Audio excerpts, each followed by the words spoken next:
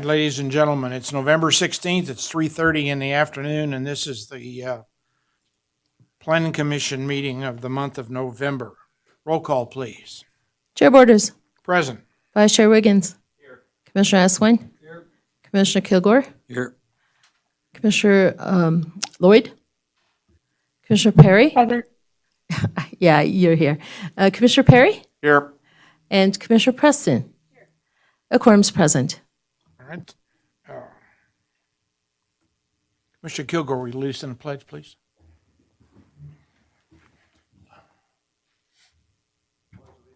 The flag of the United States of America and to the republic for which it stands, one nation under God, indivisible, with liberty and justice for all.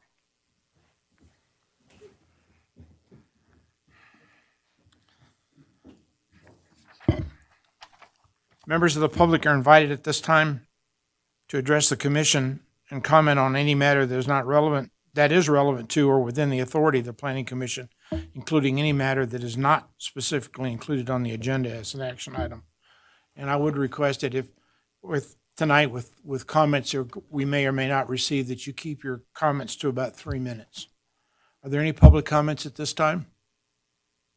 Would you please come up? Have you signed in? Yes. I have materials and 10 copies. If you turn them in.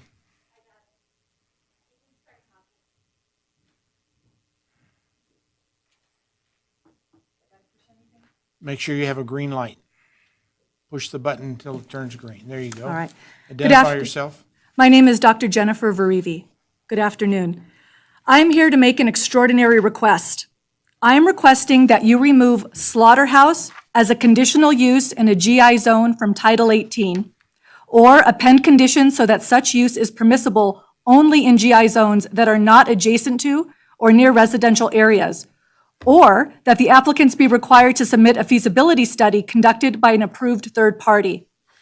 Slaughterhouses are unique businesses that have well-documented significant negative impacts on communities. In fact, one study, I put the quote at the top, stated that the permitting process could become fairly onerous if neighbors are opposed to the idea. Indeed. Long packed meetings, citizen demonstrations. In some cities, people are protesting in front of decision makers' homes. When officials are up for re-election, this process becomes more onerous. Citizens like me get ornery because slaughterhouses are extraordinary operations. They hold live animals who produce tons of manure and urine and bellow and squeal, creating objectionable noise, odor, and air pollution. To harvest them, the animals are stunned unconscious by shooting them in the head with a bolt. Their necks are slit while they are still alive to exsanguinate them, producing tons of blood and more objectionable noise and odor, as well as providing a breeding ground for bacteria and other pathogens. After processing the meat, about half the animal, 600 pounds of a cow, is processed as waste, eventually going into a leach field or a city sewer system, while the disemboweled bits are stored until a rendering facility can pick them up. That is an extraordinary process. It is not a typical use. Few, if any, city staffers, not just here but anywhere in the country, are experts on slaughterhouses. Relying on applicants' assertions can be perceived as unfair and biased. Producing a staff report under such conditions is an undue burden. Your decision about whether a slaughterhouse is appropriate for our community should be based on a big picture view informed by objective data. Those data are obtained from feasibility studies that look at market demand, operational needs, and location suitability. The NMPAN, a university-related esteemed organization, provides links to dozens of these sorts of reports on their website. I've included a table of contents page that's on the back so that you can see what kinds of data are collected. The studies look at location, seeing how this agricultural business fits into existing locales. The studies look at market demands and needs. And an aside, the fact that a facility is going into Douglas is a good reason, in my opinion, to prohibit a slaughterhouse from being here in our urban county. The studies look at measures used to avoid or mitigate the harms, and I provided some information on these negative impacts. Slaughterhouses have no place in a GI zone that is near neighborhoods and recreational areas. If you can't remove it as a conditional use, then amend it. Action is needed to protect the general welfare of our community and our tourism and hospitality industries, and it's up to you to start the process. Thank you. Thank you. Is there any other public comment at this time? Are we going to make comments after the respective agenda item, or is it the only opportunity? No, you can make comments on the agenda items. These are for comments that are not on the agenda. Will this be our only opportunity to do so? There'll be another one at the end of the meeting. Thank you. I'm Kathleen Franco Simmons. I live at 2108 Utah Street in Carson City. I also am speaking on behalf of my parents, who are George and Diane Howard. They live on August Drive. I am just here to also speak in support of Jennifer, the previous speaker's comments, to request that slaughterhouse be removed from as a special use condition to the general industrial. And I have other comments to make during item 6A. Thank you. Are there any other comments at this time? All right, the next item on the agenda is the approval of the minutes of October 27th, 2021. They were provided to you as late material. The minutes for September will be approved at our December meeting.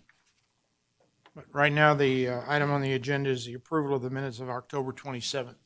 Are there any additions or corrections to those minutes? Hearing none, is there a motion to approve? Commissioner Esseline, is there a second? Second. Is that Mr. Perry? Yes. Thank you. Any further discussion? All in favor, say aye. Aye. Opposed, no. Aye. Two abstentions. All right, and Commissioner Lloyd, we hear you.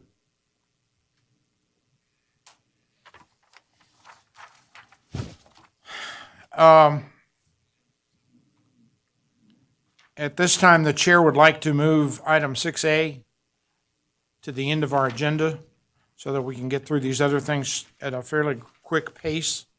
So I would like to move item 6A to the last part of the agenda. So we'll move to 6B, which is LU 2021-0304. Discuss and possible action regarding a request to amend a special use permit U9596-14 to allow for the installation of a sound barrier around the existing chiller unit and property zone public regional located at 775 Freshman Way, parcel number APN 001-201-30. And Heather, before you start, NRS 281A 420 requires me to disclose a conflict of interest and abstain from voting when I have a disqualifying conflict. In my private commitment, I serve as on the board of directors of the Carson Tahoe Continuing Care Hospital, a long-term care facility occupying the second floor of the facility. The board of directors' primary purpose is to provide oversight to the daily operation of the hospital, the continuing care hospital. The continuing care hospital is distinct from the facility itself and does not have any say in the operation or finances of the facility. As a member of the board of directors, I have a fiduciary duty to the continuing care hospital. While I make this disclosure, NRS 281A-R.420 requires abstention only in clear cases. I do not have a commitment in a private capacity to the applicant in this item. The installation of the sound wall will not affect me differentially from any other similar situated person. I do not believe that the judgment of a reasonable person in my position would be materially affected by my service on the board of the Carson Tahoe Continuing Care Hospital. Therefore, I do not have a disqualifying conflict and will be voting on this matter. Now, Heather. Thank you. Good evening, Chair Borders and Planning Commission members. Heather Manzo for the record. This is a request for an amendment to a special use permit that has seen a couple iterations in the mid-1990s. The most recent was in March of 1996 when the Planning Commission heard a request to amend the special use permit to add a chiller and cooling tower unit on the north side of 775 Fleischman.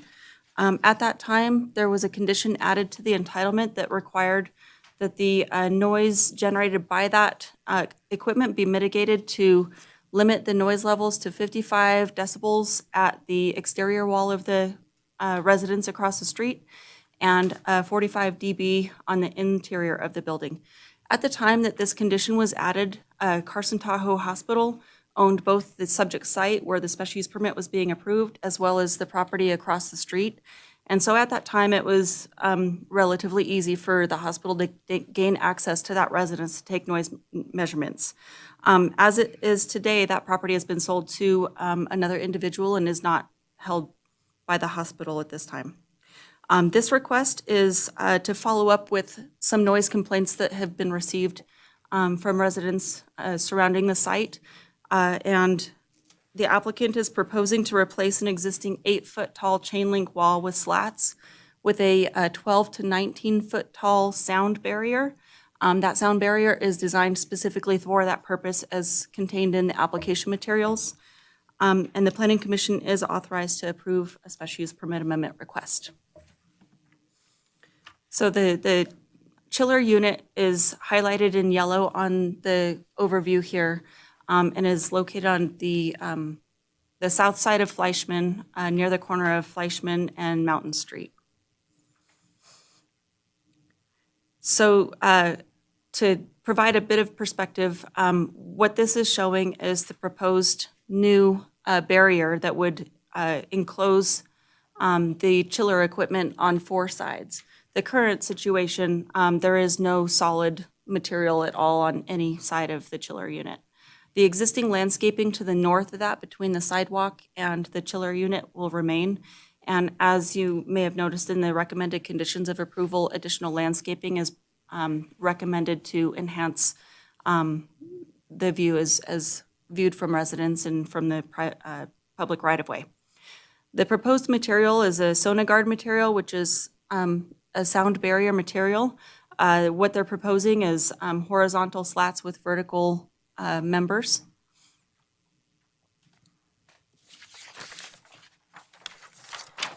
Along with the special use permit, staff did ask the applicant to have a sound study prepared by an acoustical engineer to ensure that the material that we provide to you and the recommendations that we make to you are something that are backed by a licensed professional. The applicant did provide an acoustical analysis prepared by Ballard Associates, and that material is contained in the packet.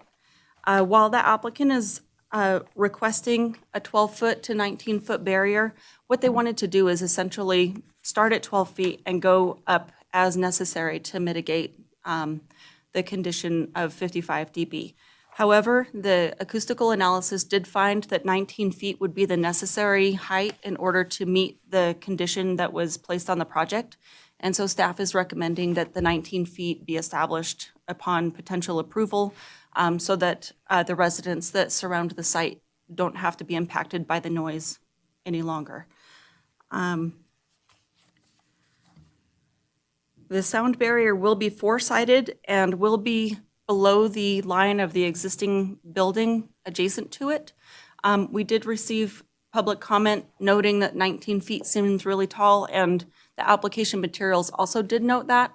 This is a decorative type material. It's something that's going to add to the elevation view from Fleischman. In addition to that, the additional condition for enhanced landscaping along that frontage are intended to mitigate the visual impacts from the wall. Condition number 5 through 7 would require the addition of the trees, sound readings to be taken prior to closeout of the permit so that we can verify that the noise that is being generated at the residential property line across the street from the chiller unit meets the condition that's recommended, and that the sound barrier be 19 feet upon initial installation. Staff did receive 3 emails or phone calls from members of the public. A couple of them were in opposition. You received those emails. There was an additional late material that was provided to you this evening. That is from one of the residents nearby, and I do believe that they would like to speak when public comment is opened. And in reviewing the noise study and in speaking with the acoustical engineer and the applicant, staff is able to make the findings that are necessary for the special use permit and is recommending approval with the conditions as noted. I did want to note one thing. Originally, the condition stated that measurements needed to be taken inside of the house. That can pose some issues for staff, both from a liability perspective and also from an access perspective. And so staff is recommending that the commission modify that condition to meet a decibel noise level of 55 dB at the property line for the residents. In reviewing the sound study materials, the sound study notes that if it's 55 at the property line, just based on having walls and separation interior to the home, that 45 would be met inside the home with the windows closed. So I just wanted to note that for you in our recommendations, and that concludes my presentation. Thank you. Any questions for staff? No, you say the applicant is here? Yes, sir. Would you like to come forward, please?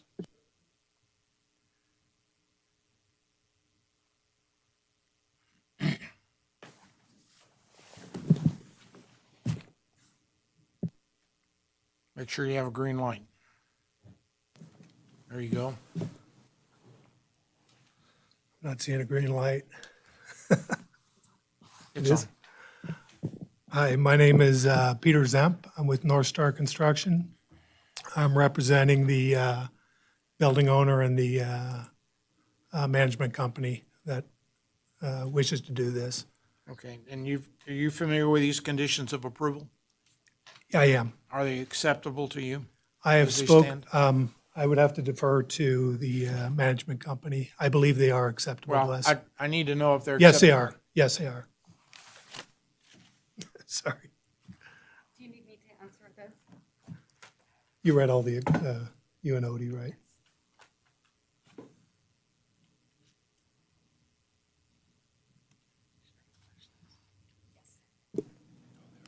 Move it a little closer. The Hi. microphone, move it a little closer. My name is Mickey Marston. I'm with P&B Real Estate Company. Okay. Represent the landlord, and I work closely with Peter Zemp. I did receive all of the documentation and requests that are required to move forward on the Are project. these conditions of approval acceptable? Absolutely. Okay, that was the question. Yes. All right. Questions for staff or the applicant? I have two. One is, we're asking them to put up two, it looks like there's about a 10-foot space in there between the sidewalk and the wall. Correct. And we're asking them to put in 2 trees. Yes, that's correct. Is that a 5-gallon tree? A 55-gallon tree? You know, is it this big, or in the past, I think, we have specified at least a size to start with. And I just, there are some comments about trees, and I would like to see us find some way to amend that to put in a substantial tree, not just a twig.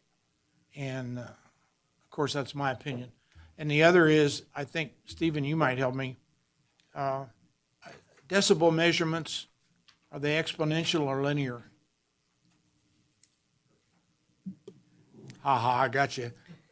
You did. Stephen Potato, Development Engineering for the record. I'm not prepared to speak on that. Okay. don't know if it's My linear. question is, you know, unlike a Richter scale or something else, is 44 decibels and 45, is that, and 46, is that a linear increment, or is, because it's a logarithmic determination, I just wondered how it scales. Maybe Commissioner Wiggins knows. No, but there is a chart in the materials that does outline the Yeah. Okay. level. I think it's basically linear, but I just wanted somebody to say, because it's a logarithm of scale of squares. But I don't think, like in the Richter scale, a Richter scale of 4, a Richter scale of 5 is 100 times worse than 4. 6 is 100 times worse than 5. Correct. I don't think 5 dB is 500 times worse than. No. Okay. All right. Any other questions for staff, for the applicant? Yes. Oh, Mr. Perry. Okay, so I'll answer your question. Oh, thank you. Decibels are logarithmic, not linear, Yes. okay? Because as it goes up higher, it gets more extreme on your ear. And my question was for staff, so I was looking at the front page here and it says a permanent 12 to 19 foot tall sound absorbing barrier. But then when I look at the conditions of approval, it says 19. So can I clarify that it's 19 and not 12 to 19? That's correct. Staff's recommendation is 19. Okay, thank you.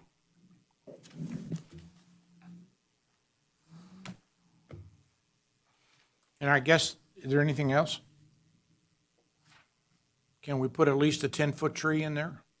Absolutely. Yeah, I would like to know what type also. If we only have a 10-foot space between there, we don't want a tree that's going to push on the Well, sound wall. I would either. think that would be something that you and staff could work on, but I would like to see a substantial tree of at least Absolutely. 10 feet. We can guarantee, we can go I 15, 20 feet. I don't want to press it. 10 feet is fine. Yes, we can work with the Yeah. landscape architect. In Title 18, there's a whole section on different kinds of trees, so we can figure that out. So, Okay. all right. Any comment from the public? Do I just stand and speak? Yeah, thank you. Thanks.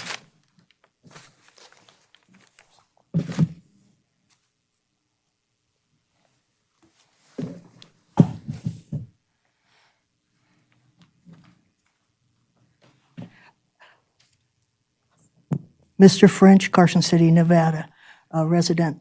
On this question, I would suggest that there are some considerations about what size of tree you plant. Initially, my understanding is a 5-gallon plant, a tree, a young tree, which you might call a twig or whatever, is much more dependable as far as it's establishing itself and quicker growth.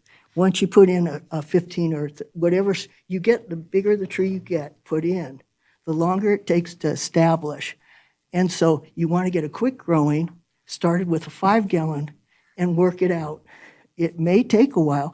Also, the consideration here is you're going to have each of these plants with their space that they're needing. Are you going to have to keep trimming it down to keep it from knocking into anything, another tree or such? So planting distance is going to be a consideration. So there's no quick fix if you really want to establish a good tree.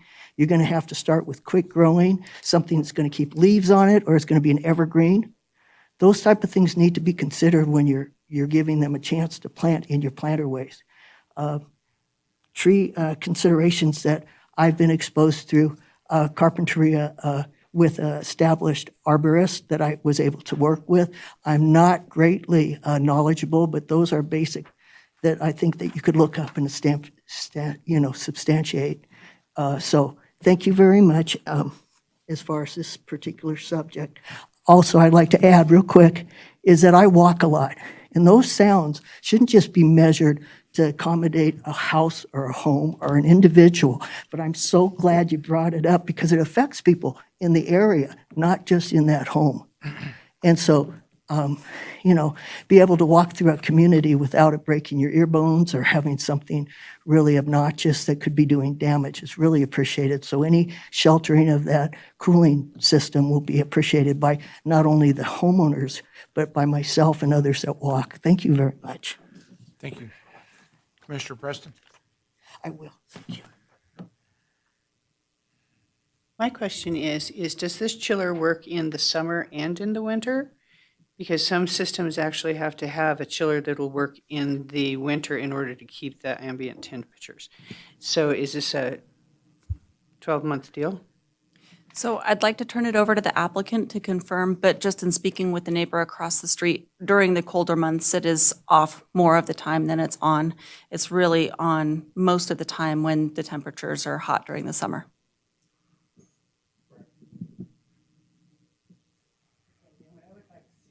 You turned it off.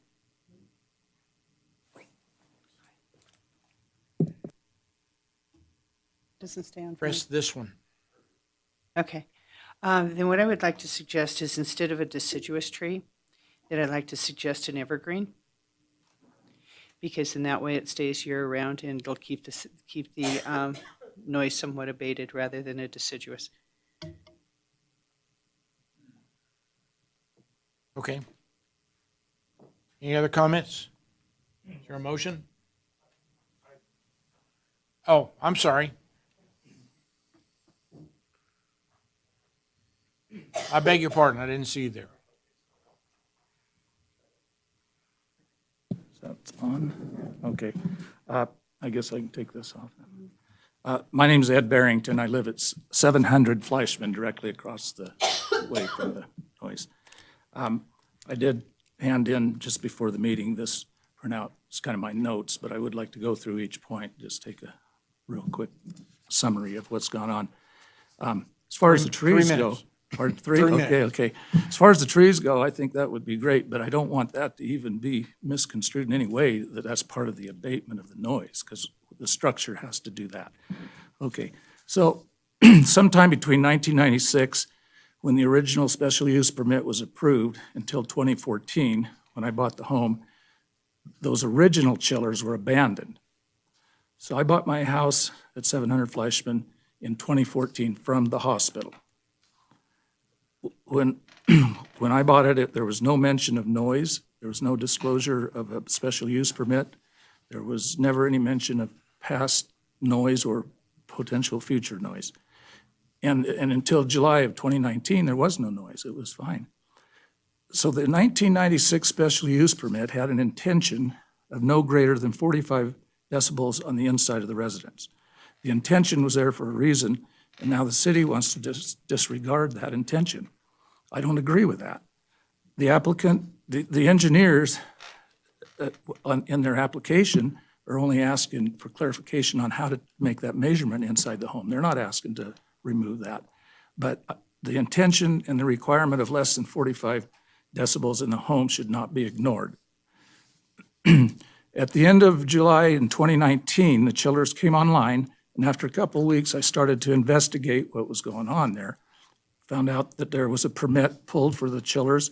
I talked to the building official, said, hey, you can't approve that permit on that with this noise like that. It's ridiculous. I mean, at that time, it was 80 decibels plus.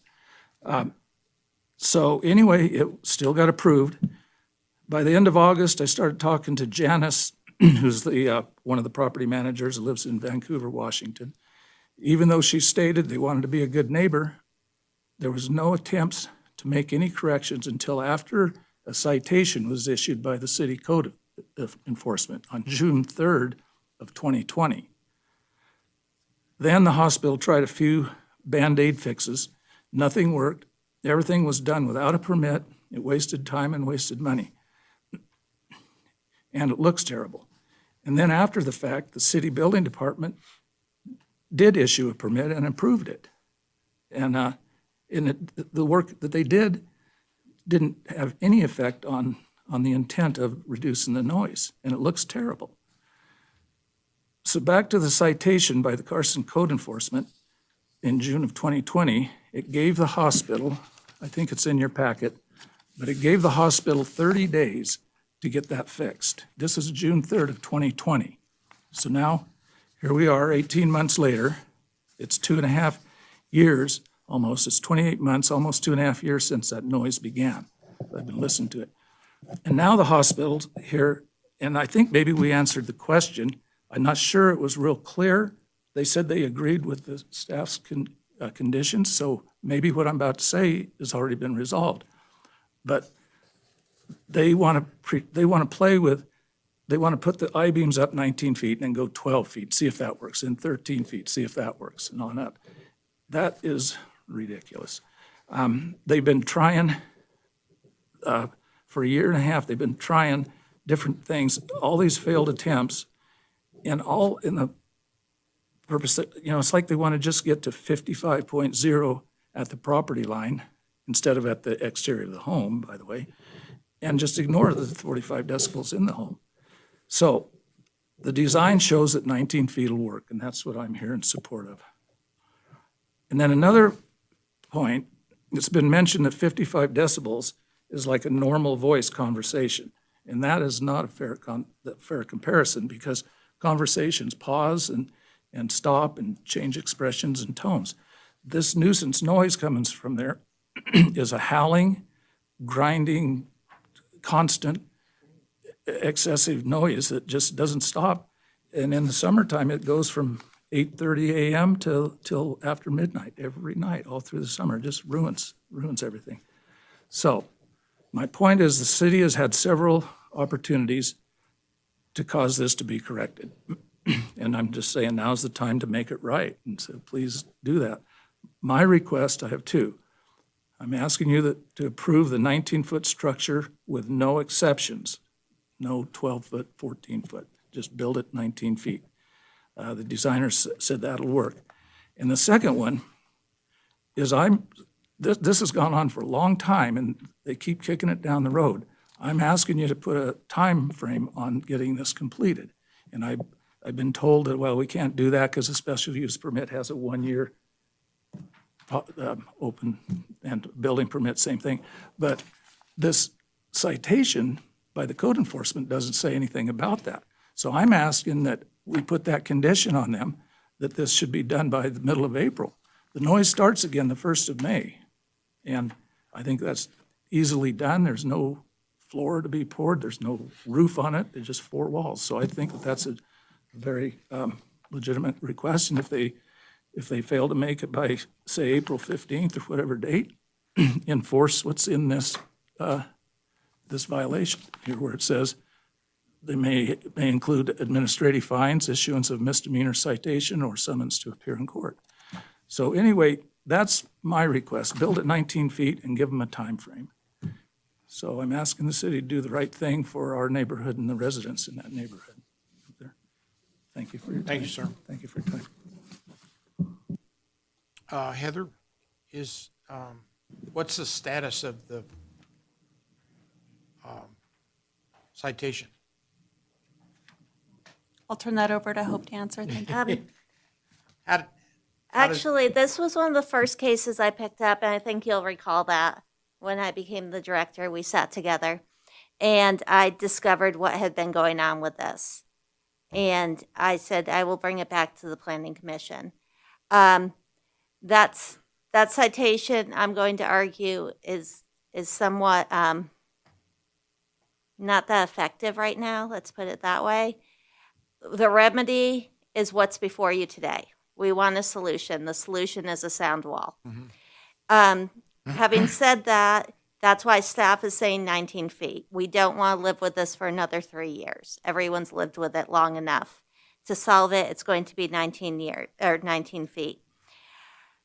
Having said that, should this not be done in the next year, I do have the authority to extend this special use permit for a year. I would not exercise that authority. I would bring it back to this commission for the commission to decide whether or not there's a sound reason for the time extension. Also, because there is a decibel reading, and absent the sound wall, the decibel reading maximum would not be met. I could also bring it back to this commission for revocation. So I believe the right answer in enforcing this provision is the Planning Commission is the enforcement agent, as opposed to that notice of code violation that you reviewed that looked at it as a nuisance. Thank you. Okay, and hope that's fine. I just, we frequently look for ways to put teeth in the things that we do, and I'm just concerned that we don't have any teeth yet. Oh, you have teeth, because that's why we're here today, I think. Okay. And what you can certainly do is add a condition of approval On the, it's probably condition 2, and it probably says I have the authority to grant a 1-year extension. And I would suggest that you just strike that. Or the sentence that says a single 1-year extension of time may be requested in writing to the planning division 30 days prior to the 1-year expiration. And that way I do not have that authority.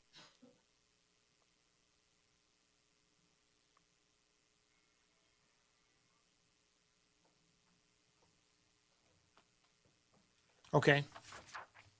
Any other questions? Yes, Commissioner Swan? This is for the applicant's engineer or construction. Would there be any problem in installing this sooner than a year from now?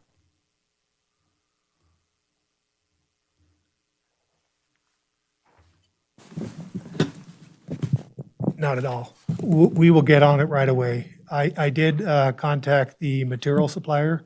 That's the only, we don't know because the material costs are going up and they're getting a hard time getting materials. But we would order it right away, we would get it to engineering right away, and we would get to planning right away, or building department right away.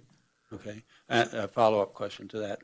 The sound wall material, is that just a standard thickness, or are there variations that can be applied if you don't meet the 55 with the 19-foot high wall? Can you add insulation material to what you're going to put up? I don't know the answer to that. The material that when we reached out to sound fighters, and they do this all over the U.S., they have a product, and the product is a certain thickness wide. So I don't believe you can add to it, but I could definitely call them and find out.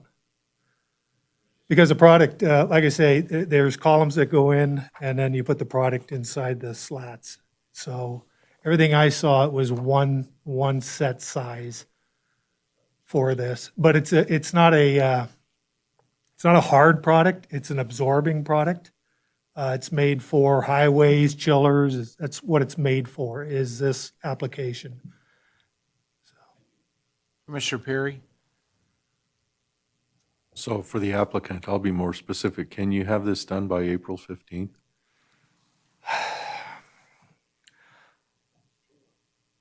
I would love to say yes, but I just, when I reached out to sound fighters, they said the costs are going up and getting hard materials are a problem. And a lot of this is steel also.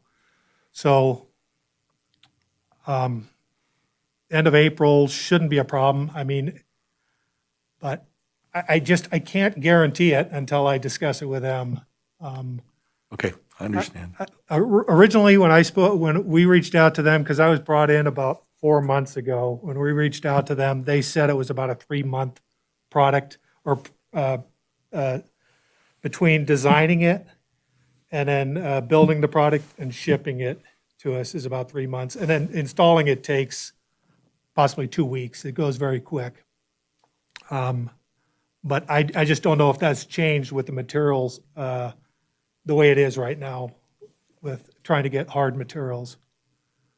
So I couldn't guarantee it, but I would guarantee that we would get on it ASAP, and we would have a permit to the county within, I would say, a month.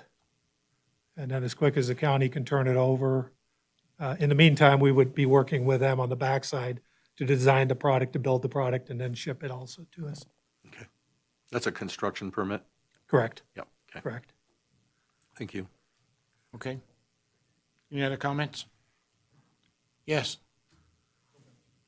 Ma'am? Thank you.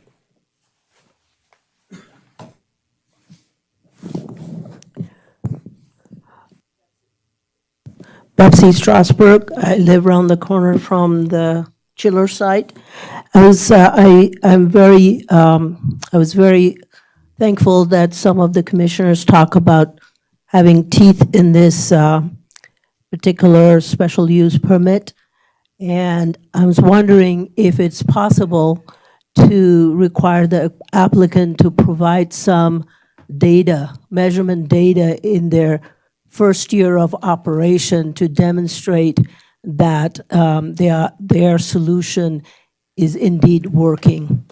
I was a little bit surprised that no other alternative was considered by the applicant, especially with the innovation and technology changes, whether there are other less sound, that creates less sound in the chillers, or any other enclosures beside a 19-foot sound barrier in a residential community. I think that is more appropriate in a industrial area, but no other alternatives was reviewed by the applicant to avoid a 19-foot barrier. That is could be an eyesore. There's no rendering of photographs of other installations, so we couldn't see what it's going to look like until it's installed. And that is too late, where they have expended a lot of funds and effort to do this. Thank you. Thank you, ma'am. All right, is there anyone else? Yes, sir. Hello, my name is Richard Nagel. I'm sorry, say that again, please. Sorry about that. Richard Nagel is my name, sir. Thank you. Just a few things. The decibel rating of 30 is enough to disturb someone's sleep, according to the CDC. I just Googled it. And they want it 55 at someone's house. But if it's, I mean, when it's brand new, it's 55, but what happens is it gets older, goes up. You know, whether there's any way to remit that, was I'm curious about.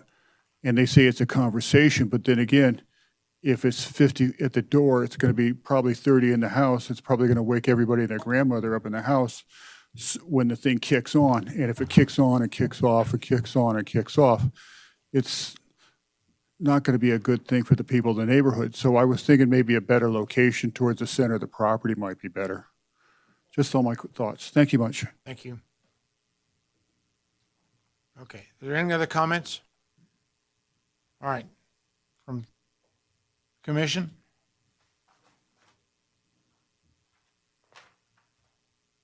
I'll make a motion. Make a motion.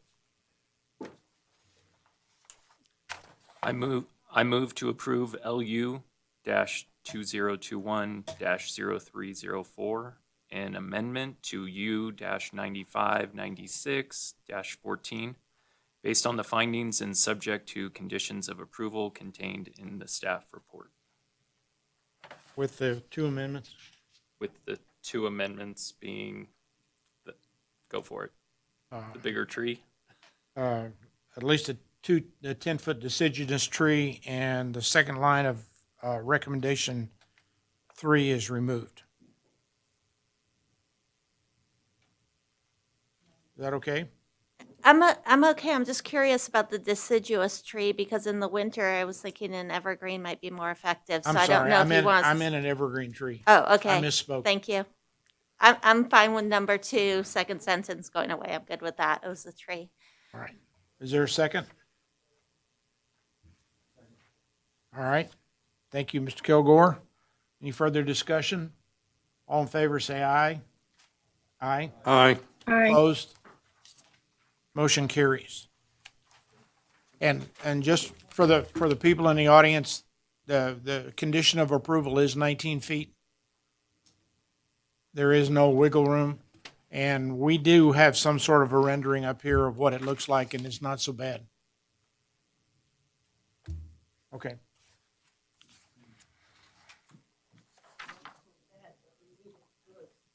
Item ZA 2021-0368, discussion and possible action regarding a zoning map amendment to change the zoning from general commercial to multifamily apartment for parcels created as part of the Sundance Ridge subdivision in Edmonds Industrial Park located on LaPierre Avenue, Cassidy Court, and Edna Place. SS APNs 010-351-06, 010-351-07, -14, -15, 301-351-95, 96, 101-65114 through 22, and 010-65122, 010-65129 through 50, from GC to Public P for parcels located on Etta Place and Cassidy Court, APNs 10-35194 and 10-65124. Heather. Thank you. Heather Ferris for the record. At its meeting of November 17th, 2020, the Planning Commission was provided with an update on the master plan implementation activities.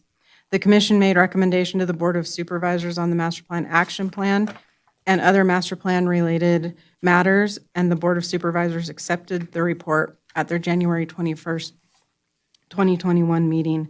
The report included land use mapping corrections, including the subject properties on Lapeer Drive, Cassidy Court, and Etta Place. These parcels are currently zoned general commercial and have an underlying master plan designation of mixed-use commercial. While the area has a commercial zoning, it has transitioned towards residential uses over the years. Therefore, staff is recommending multifamily apartment zoning for the bulk of the properties and public zoning for APNs 010-35194 and 010-65124, as they're owned by the city and are utilized for drainage and utilities. Okay. These proposed amendments will be consistent with the uses of the developed properties and anticipated uses of the vacant properties. There are 3 findings of fact that must be made in the affirmative in order for the Planning Commission and Board of Supervisors to approve a zoning map amendment. Staff has made all findings in the affirmative and is recommending approval. The Board of Supervisors may amend the zoning map, and the Planning Commission is a recommending body. We did receive 1 written public comment.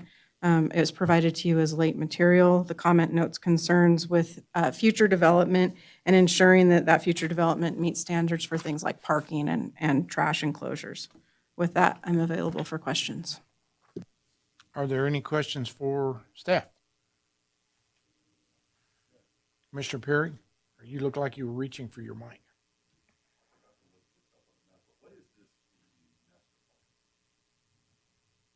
So on the left of the screen, it shows the master plan, and that's mixed-use commercial.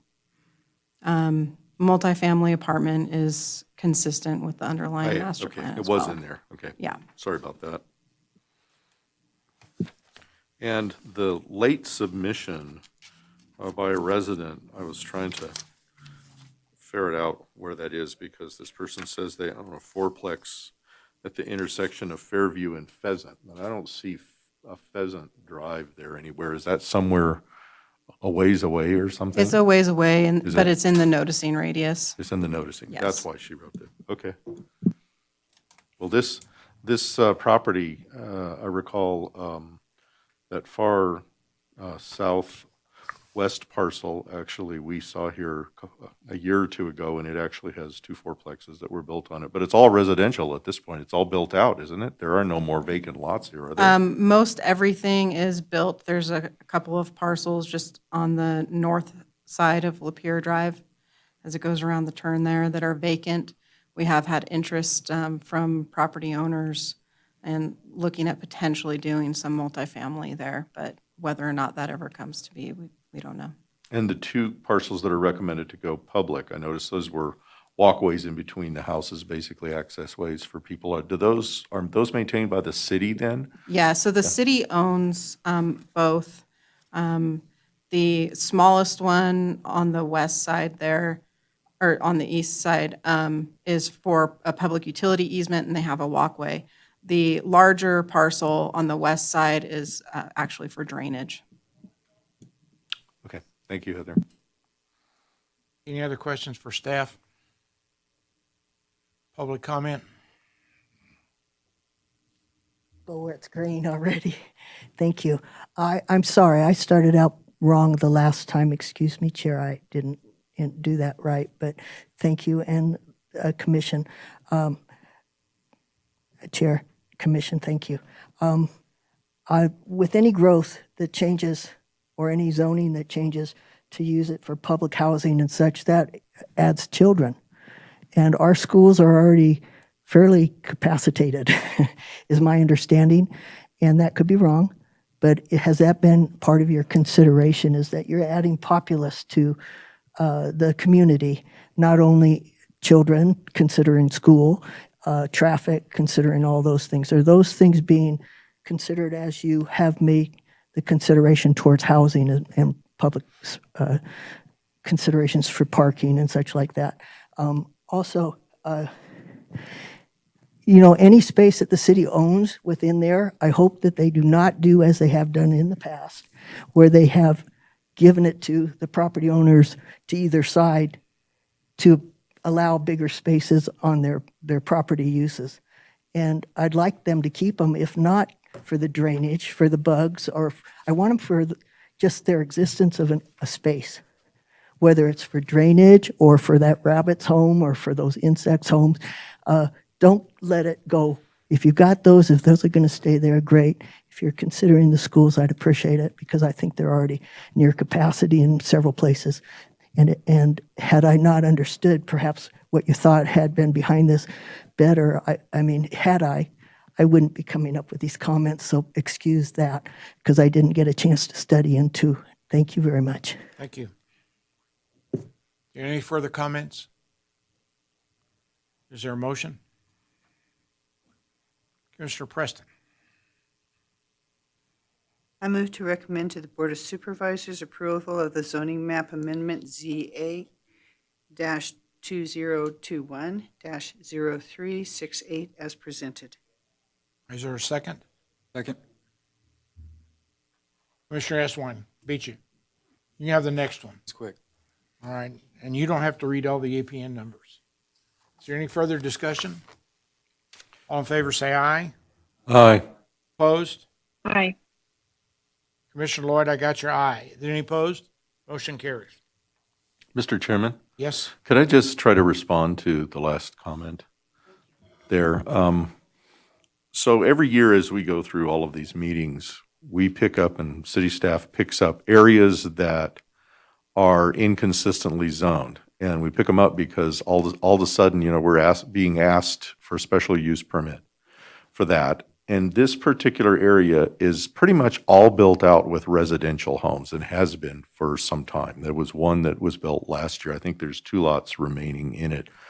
And I recall we picked it up because we said, hey, this area is zoned general commercial, and yet it's all been developed as residential.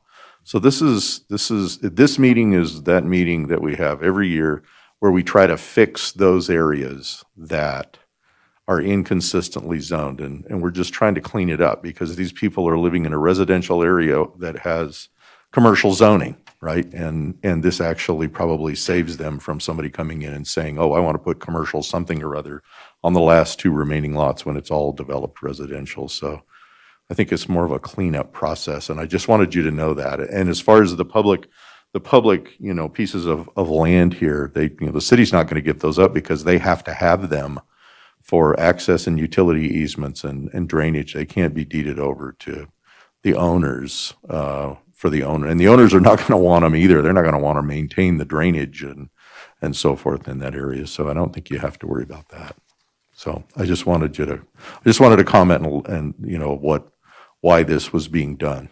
I appreciate that. I had the basic gist. I just wasn't sure had each of those areas been considered out as far as how many homes or houses would be allocated No. to them.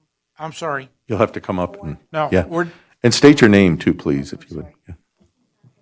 Denny, we can talk later. Hope is great at filling Okay. me in. So thank you, and thank you very much for that time and consideration. okay, ZA 2021-0369, discussion and possible action regarding a zoning map amendment to change the zoning from single-family 1,200 general commercial and general industrial to general commercial for the entire parcel located at 4619 Highway 50 East, parcel APN 008-283-04. Mr. Chair, can we take the next item with this concurrently? You want me to go ahead and read it? Please. Item 6E is MPA 2021-0370, discussion and possible action regarding a master plan amendment to change the master plan designation from low-density residential, community regional recreational, and mixed-use commercial to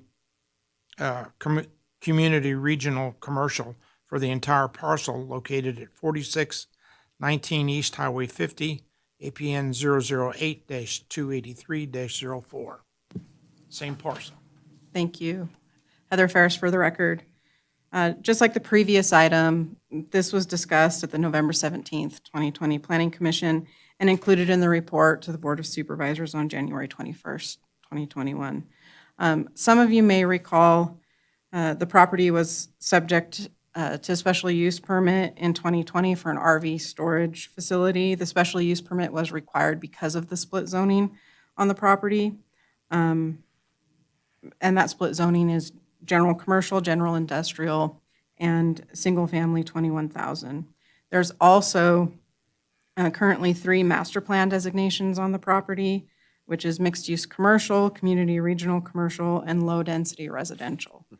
Staff is recommending a master plan designation of community regional commercial and a zoning district of general commercial for the entire parcel. The property was subject to the special use permit in 2020 to allow for that RV and boat storage. And the proposed modifications to amend it to general commercial and an underlying master plan of community regional commercial will be consistent with that proposed RV and boat storage. That SUP is still active, so they can still move forward with that. There are 4 findings of fact that must be made in the affirmative when the Planning Commission and Board of Supervisors considers a master plan amendment, and 3 findings of fact that must be considered for a zoning map amendment. Staff has made all findings in the affirmative and is recommending approval of the master plan amendment and zoning map amendment. The Board of Supervisors may amend zoning maps and master plans. The Planning Commission makes recommendation to the board. We've not received any written public comment regarding this item. I did receive a phone call from the property owner. He was really just clarifying what it meant for him.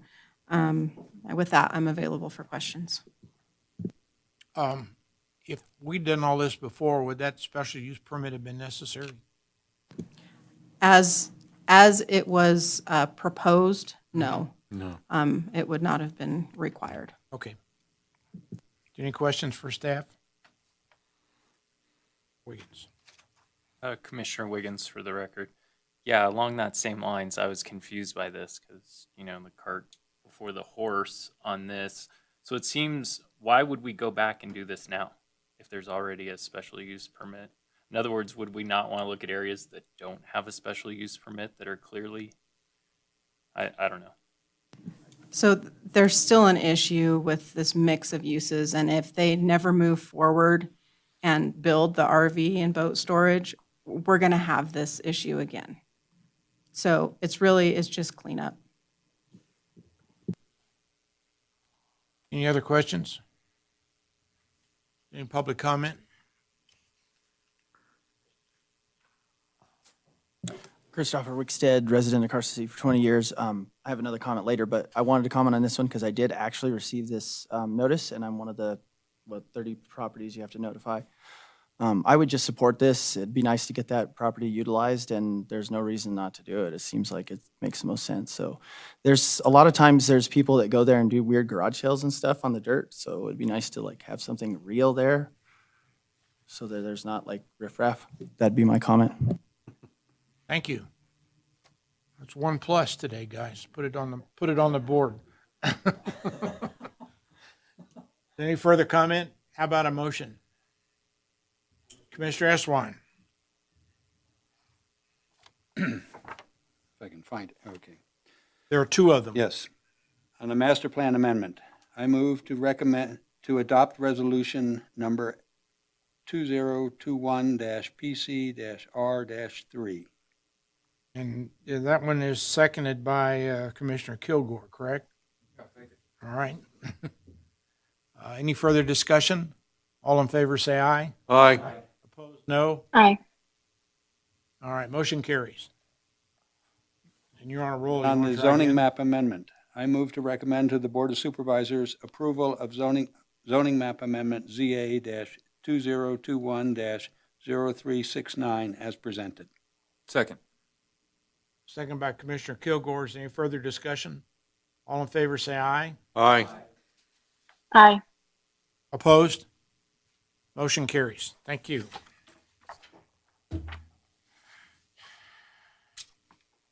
ZA 2021-0369, discussion and possible action regarding a zoning map amendment to change the zoning from single-family 1200.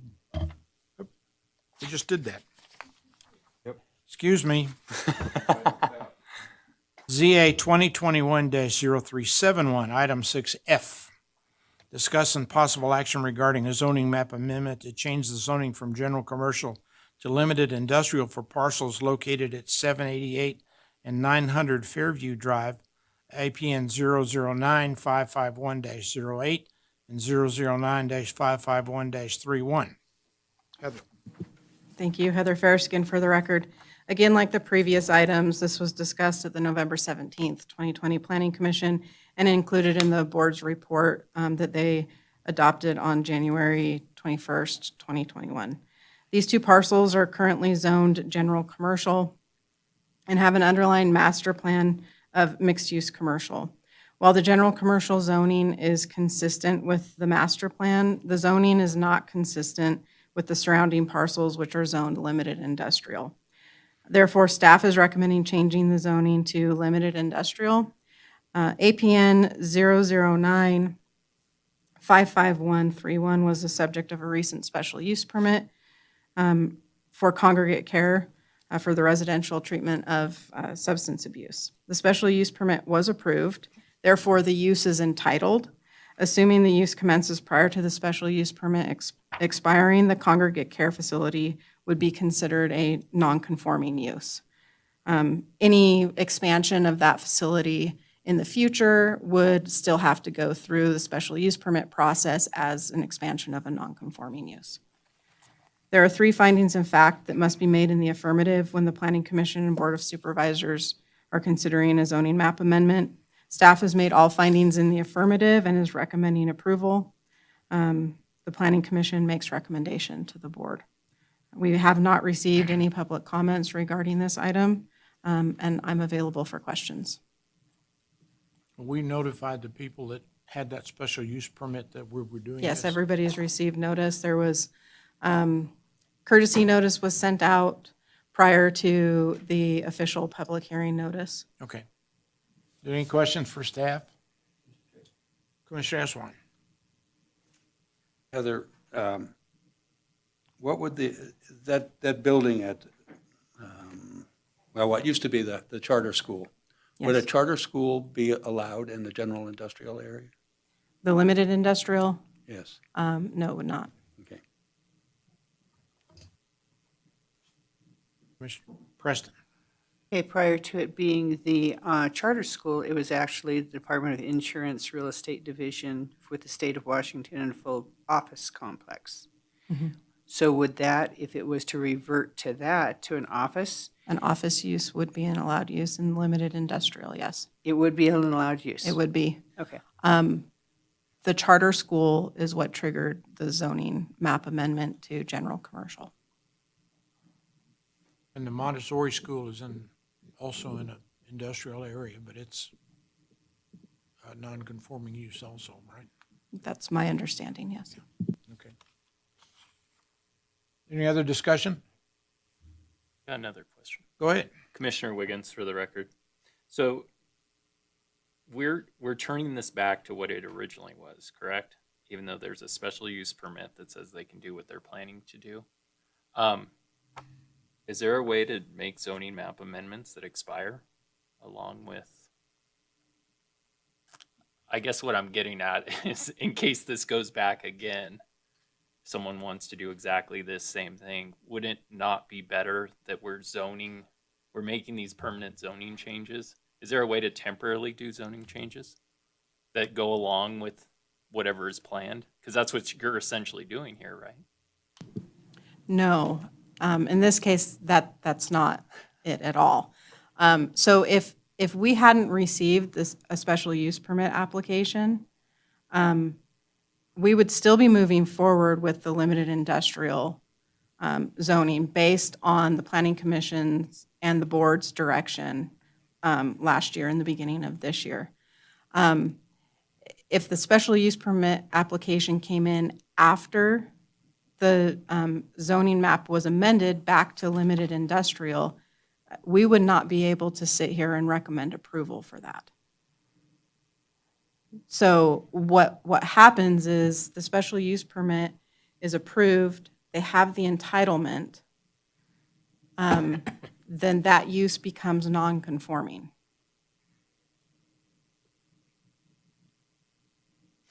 I know. I'm just, this one feels like we're going backwards. We're doing it backwards. That's. Commissioner Perry?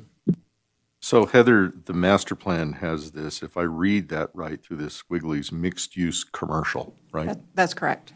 Okay. I don't have any more questions for staff, but I think this one's worthy of a discussion a little bit here, because I realize that this was one of the ones that we flagged last year. But I guess I have a real concern about rezoning something into a non-conforming use, especially when there's people that are going to be living there. And it would trigger, going through, it's a good time to have to read this 270-page document here, right? Because if this existing use that we just approved was to come and say, oh, we want to expand off to the side of this building or something, they're pretty much, stuck with the footprint of the building without much ability to do anything. So that's the case regardless, because it's a special use permit. If it was general commercial and 5 years from now they wanted to expand, they would still have to come back and amend their special use permit. Okay. As a non-conforming use, if they wanted to expand, they're back in the same position. They'd have to come in for a special use permit to expand a non-conforming use. So they're really not in any different position than they would be with the general commercial zoning. Okay. But we have a building there, and its last two uses were commercial uses, right? And it was a school. And if you look at that building and the adjacent buildings, the other adjacent buildings are truly more what I would call industrial. This building looks like, it's got rooms, it's got bathrooms, it's, when I think of industrial zoning, the one thing that is prohibited in industrial zoning is people living there, residential things, right? It's prohibited in industrial zoning. Along with schools. Along with schools. And I just think that we're better off leaving this one alone on this one. And it's not inconsistent with the master plan. I understand we flagged it and you're doing your job, but personally, I think we're better off just leaving this one as it is and not creating a non-conforming use. I see no downside to that.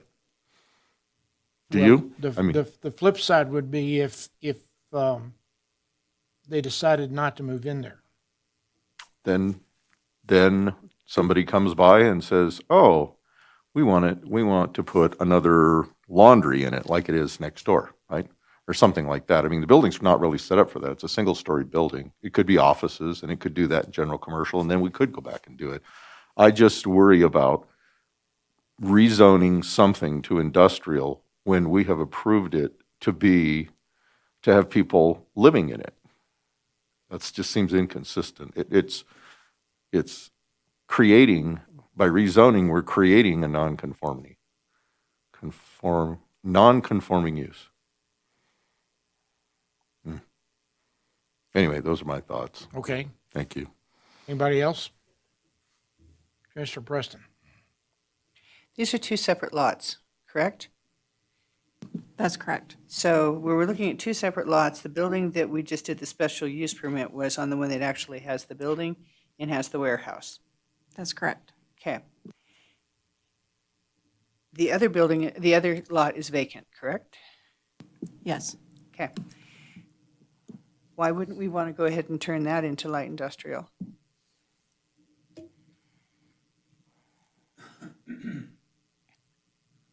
Is it the parking lot?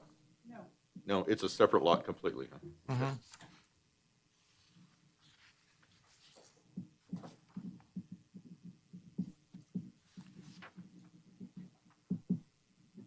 Mr. Chair, I was just going to mention, in December, I'm going to be bringing the annual master plan report to you. So something you could consider doing, because I'm hearing Commissioner Perry's concerns, and I understand, is including this on for next year. So you have a placeholder and you see if that proposed use actually does establish or not. It gives you some time to see how things go, but we still have it on the radar. If that's where the commission would want to take it, if you're not comfortable with it right now. Okay. I get head nods from that? All right. So we would just continue this then?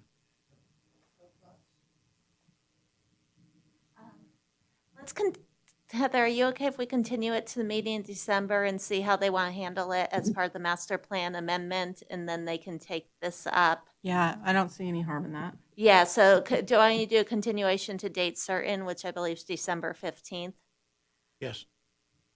That sounds like the sense of what we're doing here. Commissioner Eswine?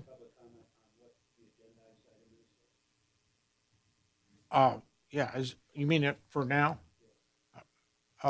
Is there any public comment on this item? Hearing none. Okay. Now you want to make a motion?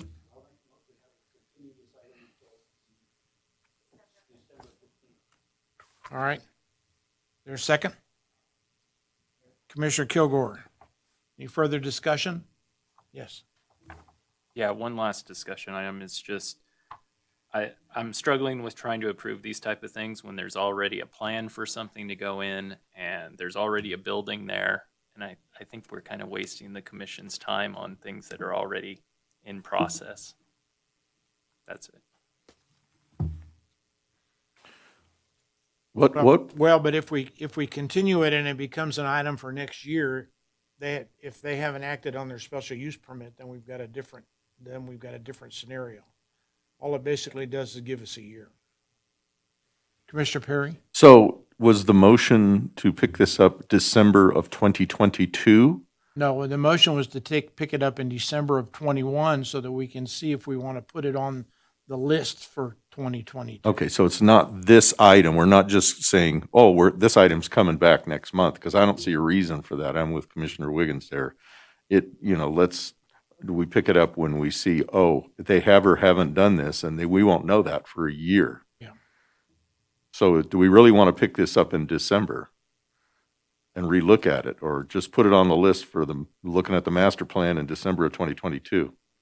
If you want to do that, then you should make a recommendation of denial to the board and let the board know that you're not supportive of the zoning map amendment. I thought it would just be easier to look at it in the context of the master plan so that you're doing both actions at the same meeting. But if you'd prefer to not do it within the context of the master plan and just you feel strongly right now you cannot support the finding or make the required findings, you can recommend denial to the board of supervisors and note what finding you can't make.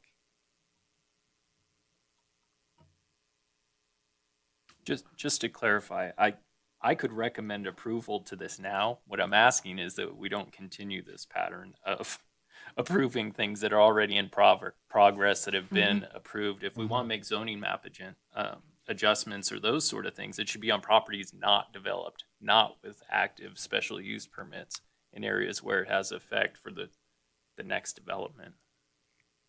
Mr. Preston? Mr. Preston? I'm back on this other thing. On this other lot is not even being discussed. And when I look at the uses, and I'm very familiar with this lot, it makes sense that the one that is to the east actually be considered to be changed to the light industrial. It just makes sense. The other one is a non-conforming use, but then at the same point, if it will be a non-conforming use either way. Isn't that correct?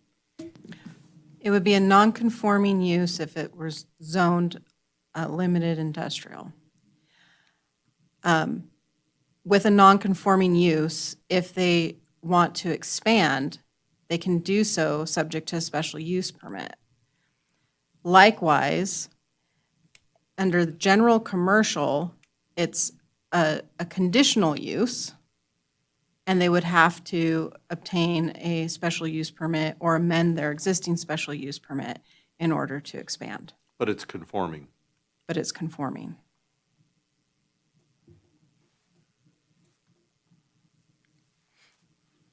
Okay. So where are we? There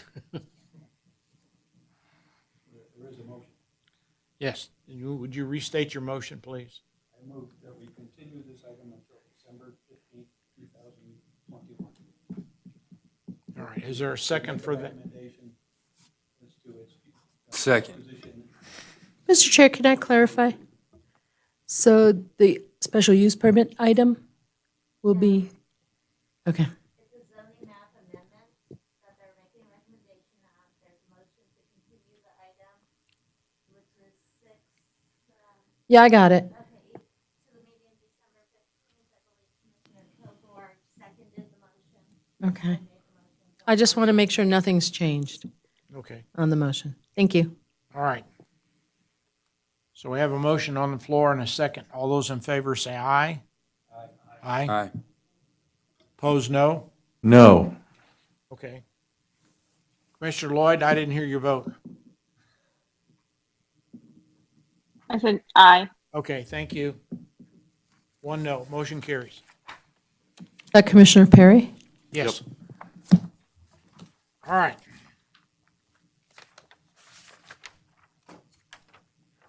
ZA 2020-0001 for discussion and possible action regarding a proposed amendment to the Carson City Municipal Code, Chapter 18.02, 18.03, 18.04, 18.05, 18.13, 18 Development Standards Division 1, Development Standards Division 2, and Development Standards Division 3 and 4.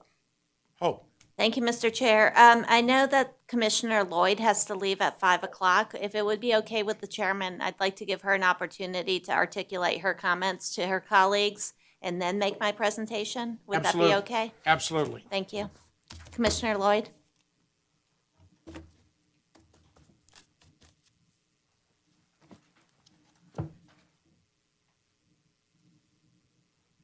Commissioner Lloyd, there you are. Thank you all. Yeah, I'm here. I was turning on my video.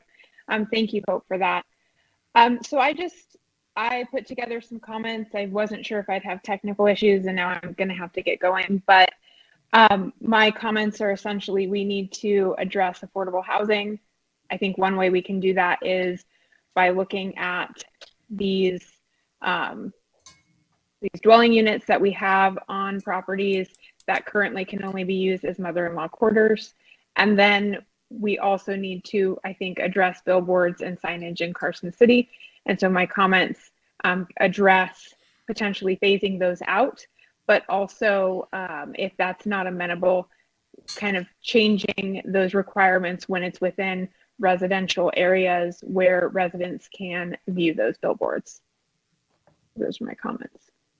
Okay.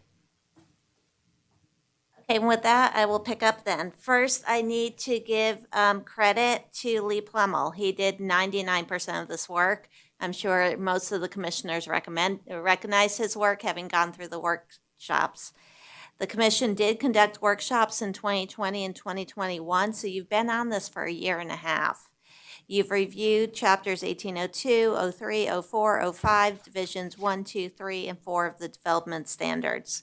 For the most part, these changes include technical text corrections and clarifying verbiage. Substantive changes are enumerated in the staff report. I'm going to highlight 16 of them so you can get ready. I'll be brief. On the variance, The current language says that when there's a variance, it can't change the permitted residential density of the zoning district. But what we've found is that there's been a practice of allowing minor variances to yield a lot that does not meet the minimum lot size. So, which we believe is inconsistent with existing language concerning density. So staff has suggested adding language that variance may not be granted that would allow for the creation of a lot that does not meet the minimum lot size for the zoning district. On the minor variance, and again, a minor variance is something the staff has the authority to approve. It does not state that the applicant needs to make findings in the affirmative, so that's included in the ordinance. The tract sales office, this commission has stated you don't want to review tract sales offices as part for a special use permit. So that's been moved to an administrative permit, so the staff would handle that. Under definitions, a lot of definitions are removed, in large part because they're not utilized. But I want you to know that just because a definition is removed from the ordinance, that just means we default to the common usage of the term. It doesn't mean that the word doesn't exist. It just doesn't have to have a special definition. The zoning district residential office has been placed, or right now it appears on two different zoning tables. One's a residential zoning table and the other is a non-residential zoning table. So it's been removed from the residential zoning table, so it's very clear that residential office is a non-residential zoning district. And that's important because a lot of times you'll have setbacks and they say if the neighboring zoning is residential, and we weren't really sure how to handle residential office. The tables, or the uses have been put in tables of permitted uses, which is a customary approach. I would ask the commission, I'm not sure if we should have that many tables. It feels like a lot of tables, and that makes it kind of hard. And I'm not sure if those tables were for illustration purposes or all intended for adoption, but I will comment, I think it's a lot of tables. But I do like the format of a table of permitted uses. With regard to provisions about residing in an RV to care for an infirmed person, that was discussed at your workshops. That has been removed. In removing that, I just want to remind the commission, a couple of years ago, you amended Title 18, or the board did, to include provisions for reasonable accommodation for a person with a medical need. So we would hope that we could use a reasonable accommodation if such a situation came up. Number 8, so we're halfway there. The review of a watchman's quarters every 2 years has been removed, although there is provisions that the director can find that the watchman's quarters is no longer warranted. Next, accessory farm structures. Right now, the code treats accessory farm structures differently than other accessory structures.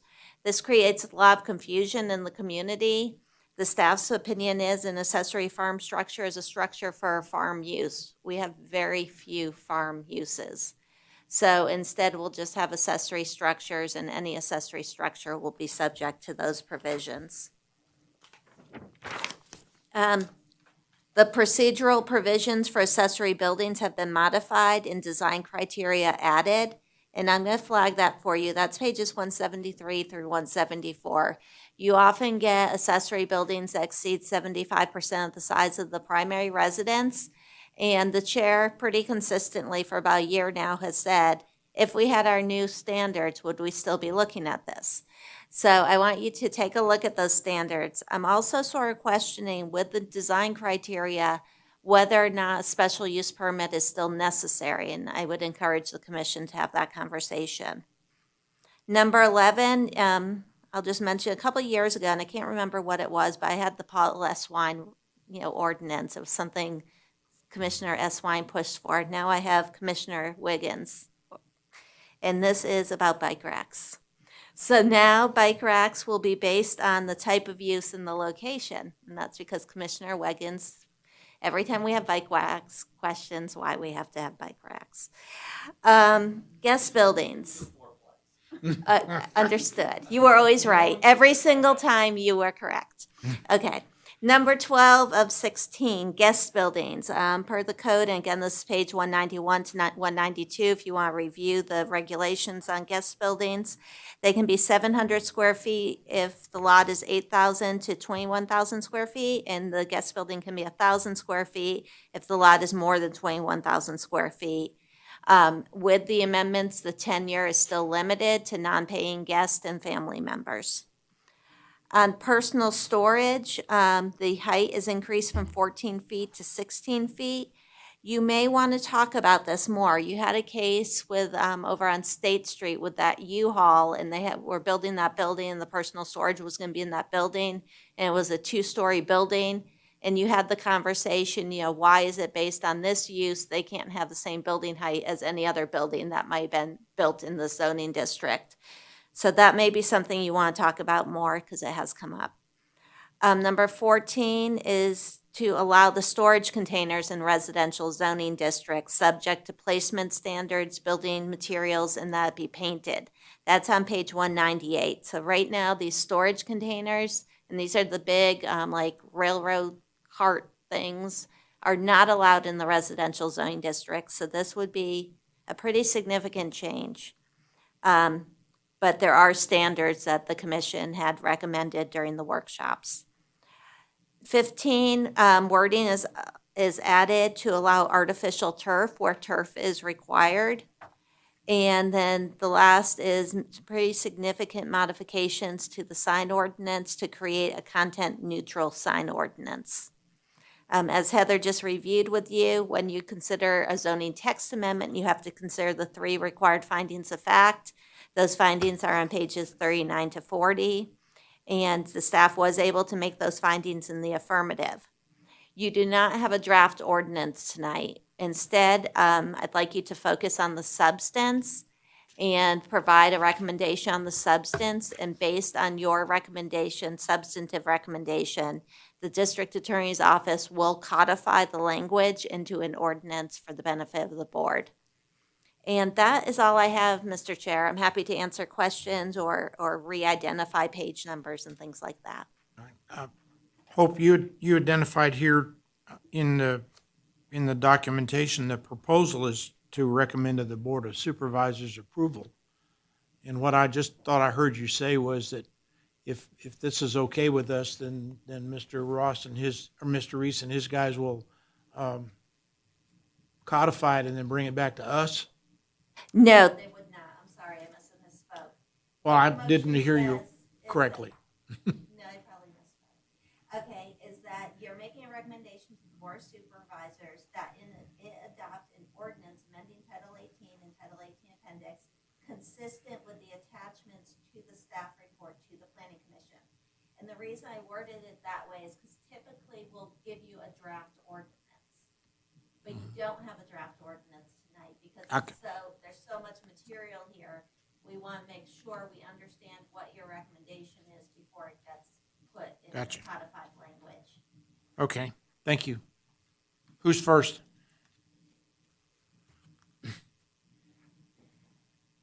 Mr. Perry, I know you have some marks.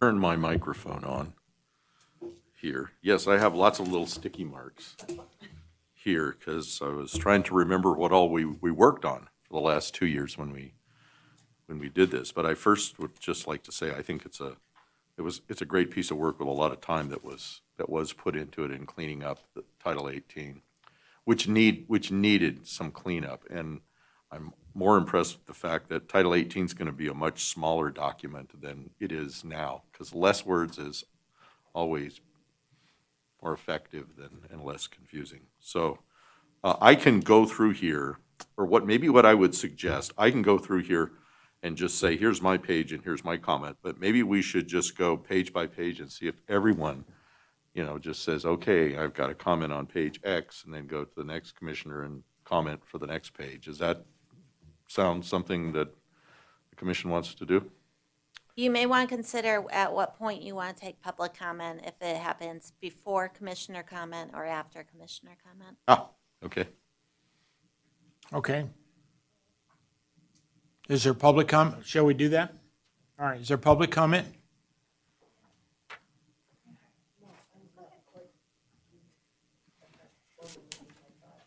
Are there-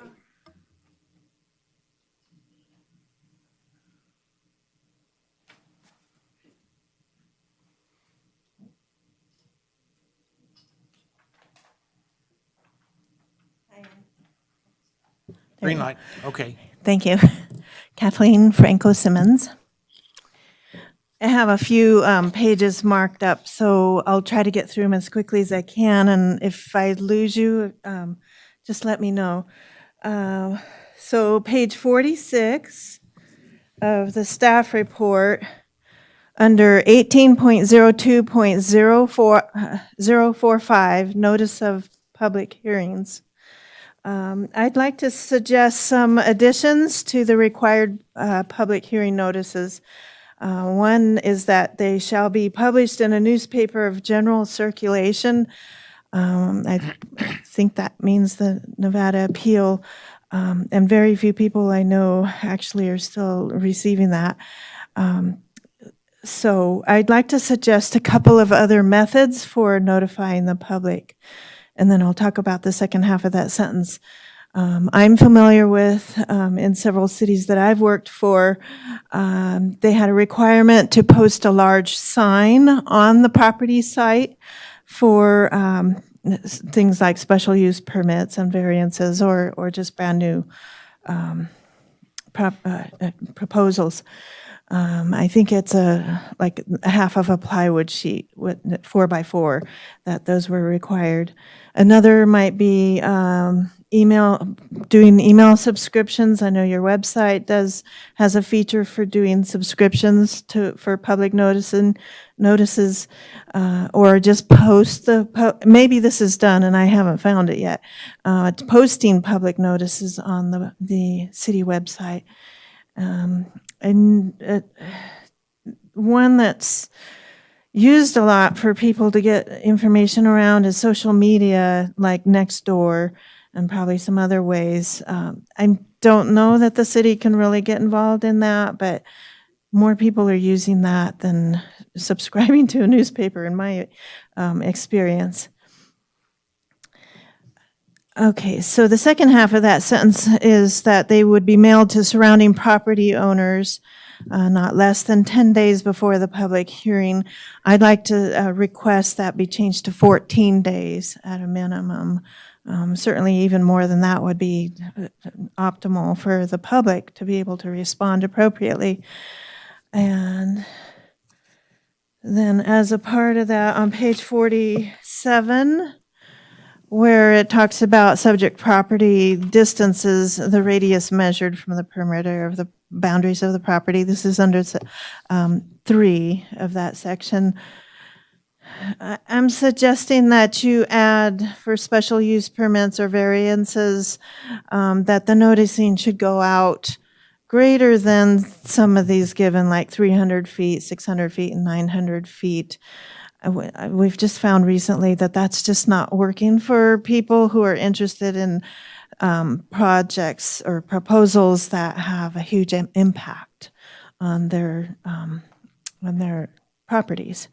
So I would like to see at a very minimum 1,000 feet, although I do know a recent one was sent to as a courtesy to 1,000-foot radius.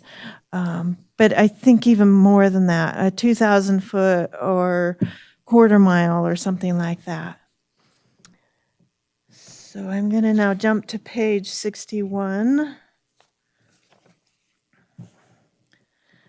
And this would be, what kind of section is that? It's under expiration and revocation, number 8, ABC, under the section C, part of the last paragraph. Page what? Oh, page 61 in the staff report. Now, there's different numbers here. So it's under the chapter 18.02, administrative provisions, number 8, expiration revocation, and letter C. I'm suggesting that the last sentence says, when considering an extension, the commission may impose additional conditions on the special use permit to ensure that the activity permitted by this special use permit, and it removes, does not adversely impact other properties in the area or the public interest, and replaces that with continues to meet the required findings for approval of a special use permit. It's really nice to generalize the language that these things continue to meet the required findings, but that sort of leaves out the residents and neighbors who don't know where to go when things come up. I think you should leave in that sentence, does not adversely impact other properties in the area or the public interest, for the benefit of the residents, so they know where to plug in at. Jump to page 64 and 65. On page 64, section 18.02.095 for the procedure on show cause, the show cause procedure. Actually turning over to page 65. Under 1C, the notice of the show cause hearing must be served to the owner of the property to which the variance or special use permit applies, not less than 10 days prior to the show cause hearing, et cetera, et cetera. Nothing in there about noticing neighbors or residents around this property. I would like to ask that you add a noticing requirements pursuant to 18.02.045, so that, which is the notice of public hearings, so that the public can also be noticed of the show cause hearings. Going to jump to page 147, I think. Yeah. So 147, and it's chapter 18.04, industrial use tables. We talked about this at the beginning of the meeting, and I'd just like to point it out here, the conditional use or special use permit required for slaughterhouse. I would like to ask that you completely remove slaughterhouse from that table as a special use. How about stockyard? Pardon? How about stockyard? I don't have a problem with living animals. I have a problem with them being killed in our front yard. Thank you. Okay. It's been about 8 minutes. Okay. And then, Because we've done this Well, we've been doing this for a year and a half. I know, I came in late in the game, and I really appreciate it, and if you have No, I to mean, at refer all this. at all the workshops that we had, the public Well, was more than welcome. if you want to refer it to the review next year, I'd be happy with that too. So I had one more comment, and it's not really relative to this, so I can hold it for the final comment. Or it's in relation to Commissioner Perry's comments earlier to the gentleman up front here about cleanup language. And I did meet with Director Hope Sullivan earlier today about a cleanup language that needs to be done on a zoning map, or an amendment, I guess, to change Empire Cemetery. The zoning is right now general industrial, and I'd like it changed to what it should be, which was CR, I think. And I think she made a note of it. Heather Ferris has made a note of it. And I'd just like your referral to staff, if possible, to make sure that's done. Thank you.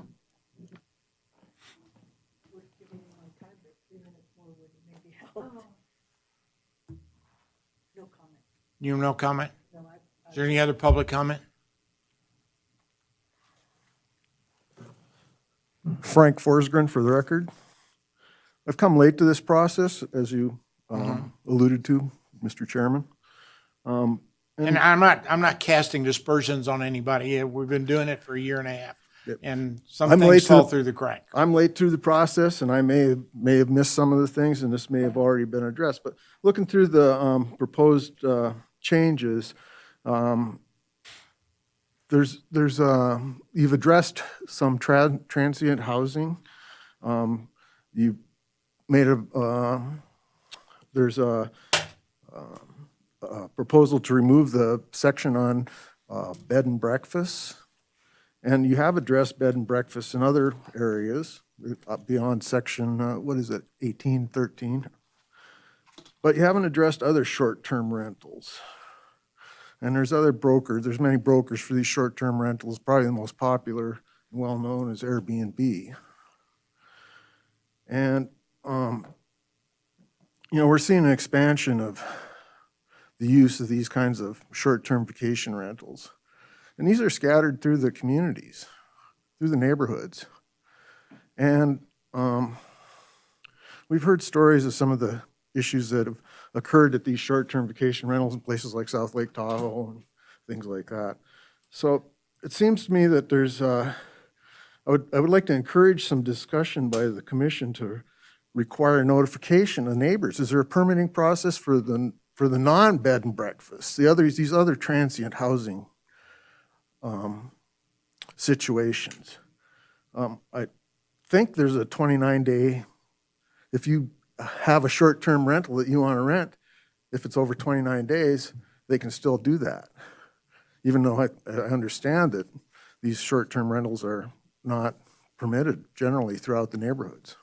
So anyway, I'd encourage some more further discussion on these short-term transient housing situations and how we can make sure that the neighbors to these people, I happen to have a neighbor that runs an Airbnb, and it increases the traffic.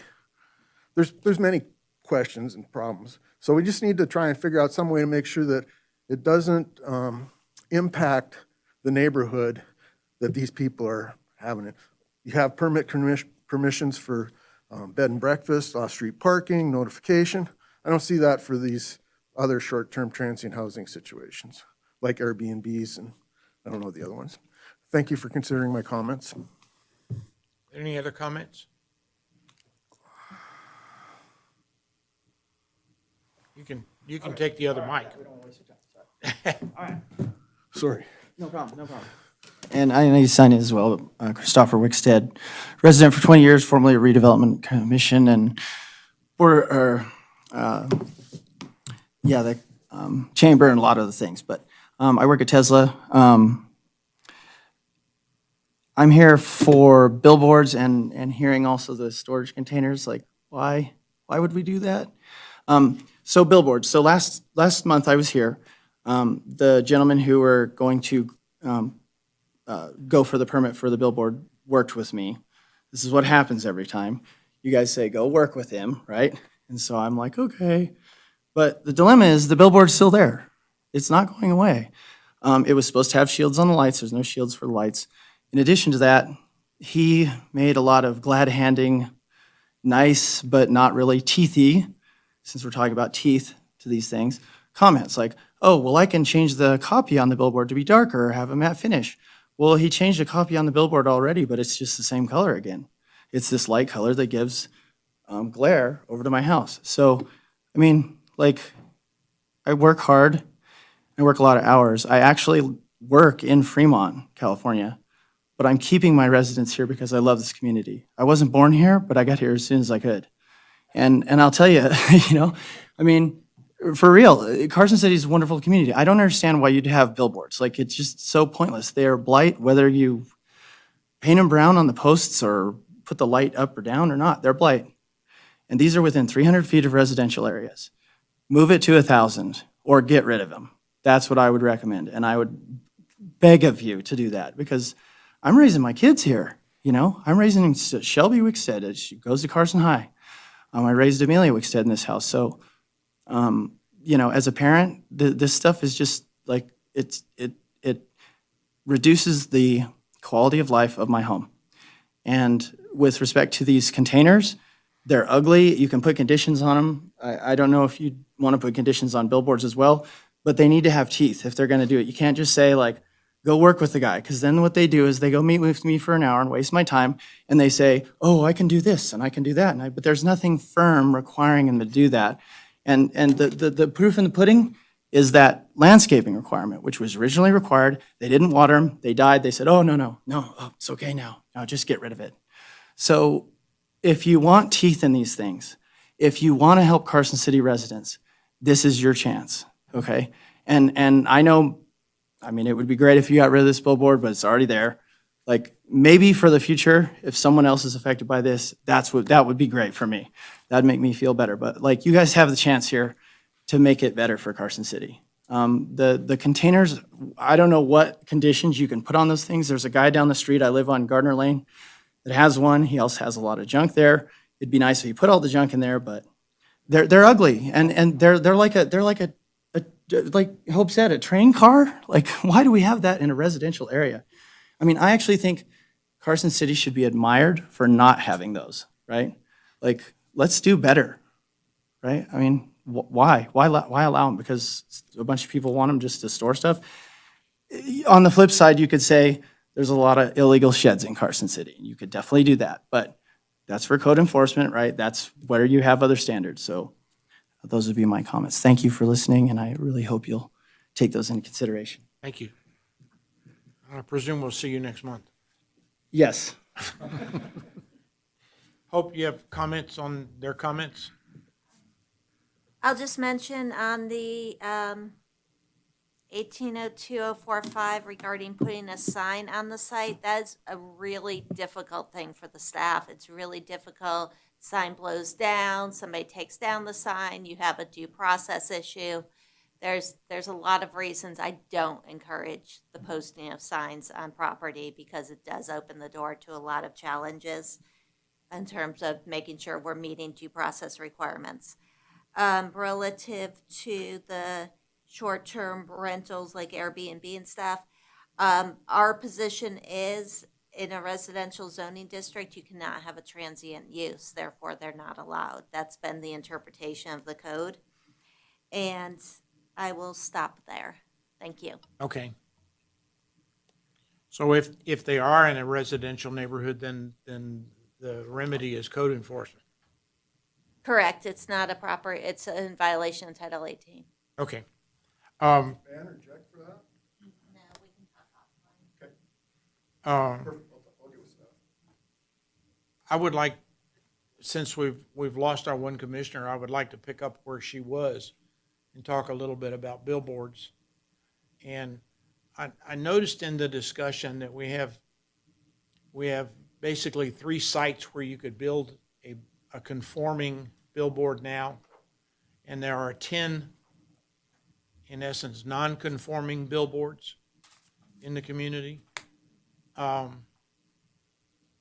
we sunset those? Is that something that we can do? Yes, I'd have to work with the DA's office on the timing on that. But I think if you start with what you think the code should say, then I can work with the DA's office on the. We're in the mode of every 5 years they have to be renewed.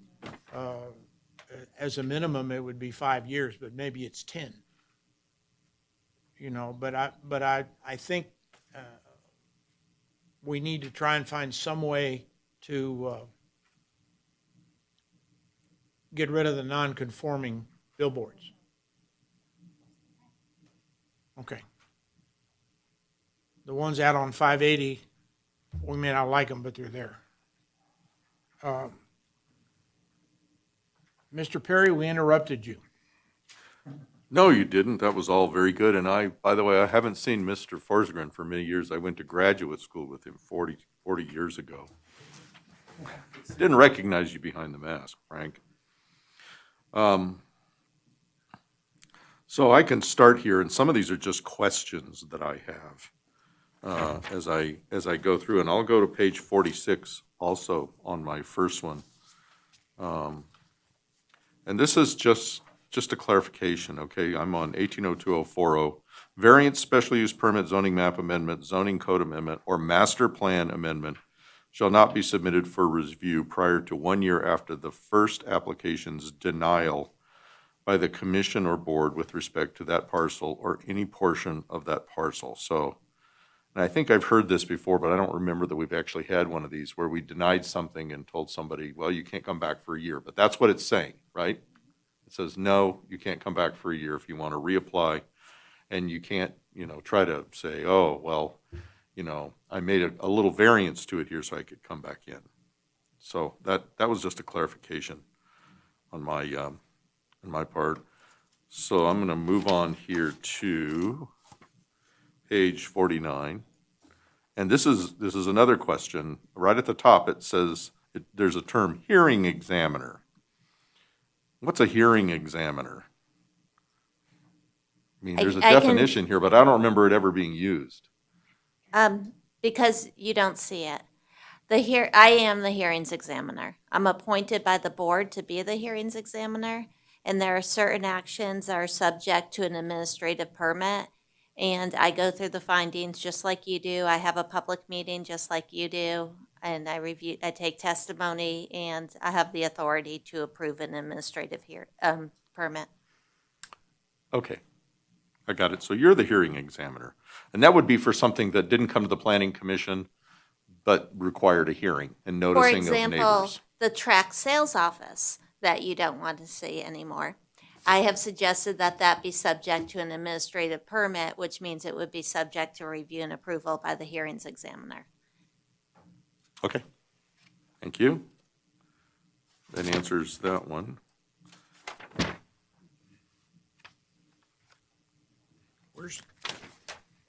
Anybody else have one of these pages? Please do jump in. I'm on page 56, and I'm down to number 9. And this was just something that I read that I didn't realize. Master plan amendments or elements shall be resolution of the commission carried by the affirmative votes of not less than 2/3 of the total membership. So everything else we do, conditional use permits, all those things are just a simple majority. But master plan amendments are a 2/3 majority of the total commission or the quorum of the commission. I'd have to look it up in NRS, I don't recall. But what would happen is when it came before you, we would know in advance. For example, do you remember? We've had situations where we've known we'd have a missing commissioner, and we check with the DA's office to verify what the vote needs to be. Okay, Commissioner Perry, could you repeat your question real quick? so a master plan amendment, let me go back to this page. I got to take my mask off so I can find the page. I understand it's 2/3, right? And it's the one thing that requires 2/3. Everything else is just a simple quorum. But it says, or elements shall be by resolution of the commission carried by the affirmative votes of not less than 2/3 of the total membership. Oh, so there it is. That was my turn. So you're saying 7 people have to be here, and 2/3 of them. If the language says 2/3 of the total membership, then what that requires is a 2/3 vote of 7 people. That doesn't require all 7 people to be here, but it requires 2/3 of 7 would be 5. And so it would require 5 people to be here and 5 people to vote in favor of it. So if only 5 people were here, but 1 person voted against it, then it wouldn't pass. I got you. That makes sense. You could also have a circumstance where you had a vacancy.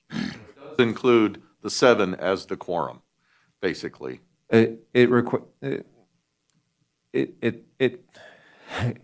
Yes and no. The quorum requirements are more based upon a quorum of the membership being here, but it does require a 5-person vote. So a quorum, you could have a quorum of 4 people, but then you wouldn't be able to vote on that because you wouldn't be able to get a 5-person vote. So yes, to answer your question, it would require enough people to be here to vote on it. Okay, thank you. And have we had any master plan amendments that we voted on in the last couple of years? Yeah. So that was. Uh-huh. Those were master plan amendments. That's You right, had we just did one. You right? had one master plan amendment, the other, I believe, were zoning map amendments. Okay. I got you. So we we had, I was just curious, I bet we didn't realize that, oh, that requires 5 votes of 7, right there, okay. Page 57, Mr. Perry, yes, before we leave, before I have to leave, yeah, can we look at 191? sure. Well, It's the discussion on guest building development. page 191, Yep. okay.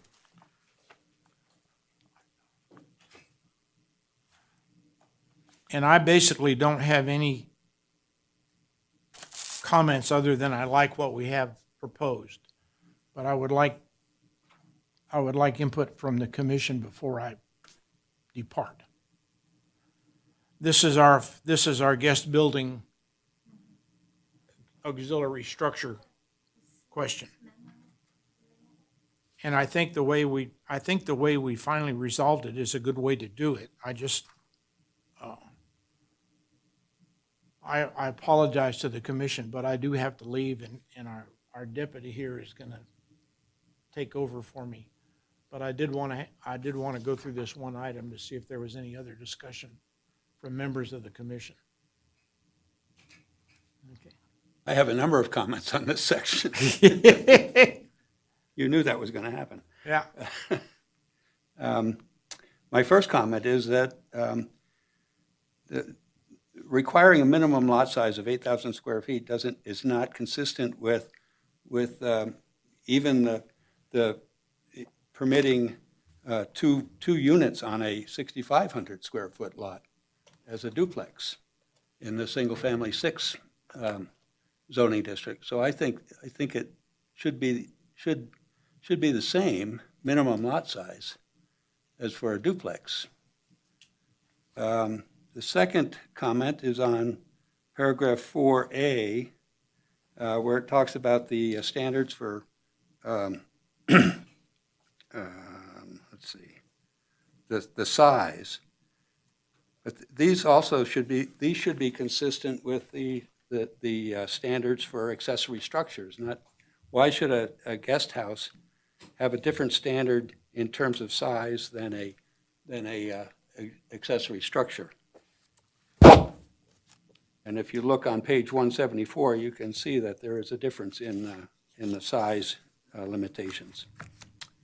And in paragraph 5, the setbacks, I think that the setbacks should remain the same as for the primary structure. It shouldn't be a separate set of setbacks for a guest structure. And then paragraph 7, required parking. It says that guest buildings with multiple bedrooms, 1 parking space per bedroom shall be provided outside of the required front yard. Do we have a limitation on parking in the front yard anywhere else in the code?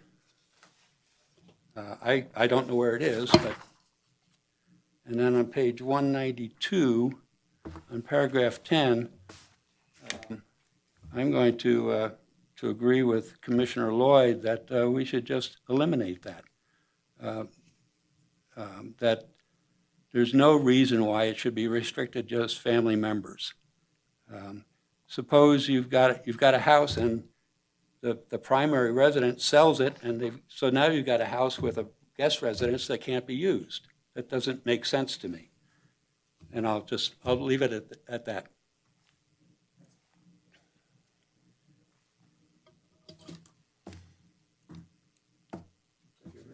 That's it? All right. I guess we'll go back to you, Commissioner Perry.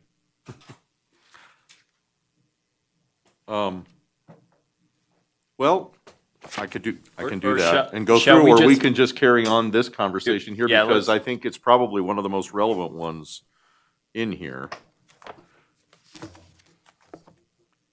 You know, and I understand what Commissioner Eswine is saying of the differences. However, let me just clarify, an accessory structure is not a habitable structure, right? It doesn't allow people. A guest building does.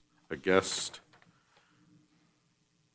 home, what's the term, guest building does? Am I correct in that? Yeah. right? Okay, so an accessory structure is a shed or a garage or something, but a guest building is something that has a kitchen, basically, according to these things, and people can live in it. Right? It is, but I don't know that there's a restriction on me having an accessory building that I put a kitchen in. Just for the benefit, an accessory building as currently defined means any detached, usual, or customary building or structure associated with a permitted or conditional use, subordinate to the permitted use on the same lot, including but not limited to storage, tool shop, children's playhouse, guest building. So a guest building is an accessory building. Okay. Greenhouse, garage, swimming pools, or similar structures 30 inches or more above grade. And that talks about how to calculate the size of it and how to handle it when it's attached. So by definition, a guest building is an accessory building, but the guest building has standards that are different than an accessory building. Thank you for clarifying that. Okay.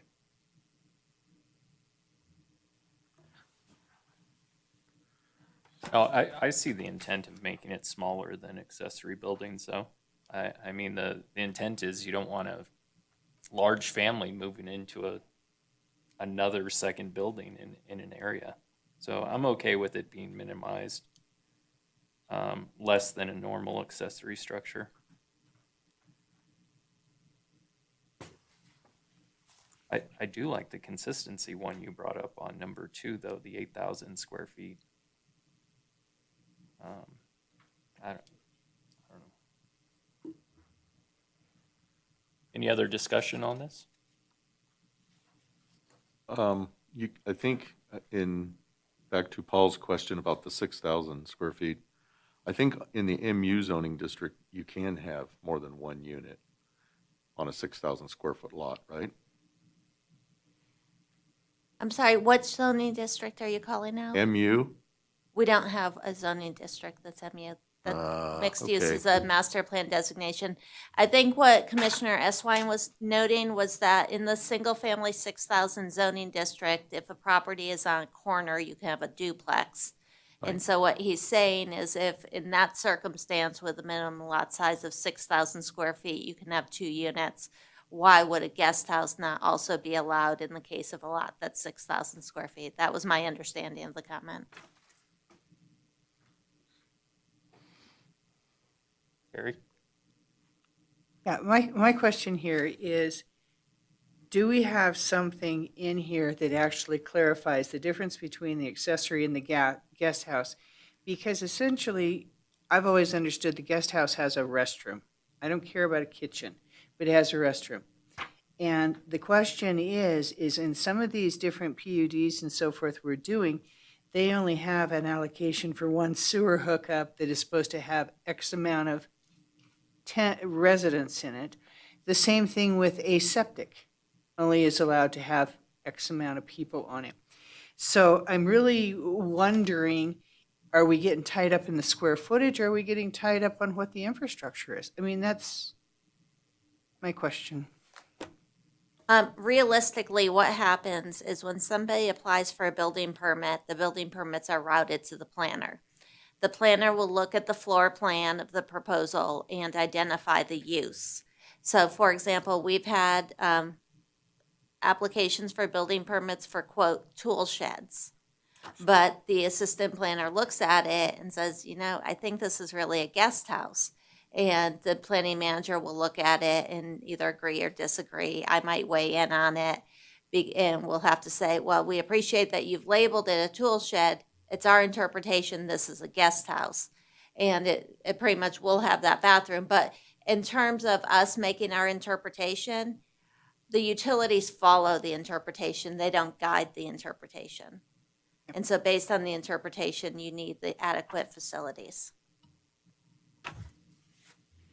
I'm sorry, Hope, not MU, MFD, multifamily development allows for 2 on a. Right, but I believe the SF6 also allows for a duplex if you're on a corner. And I'll verify that.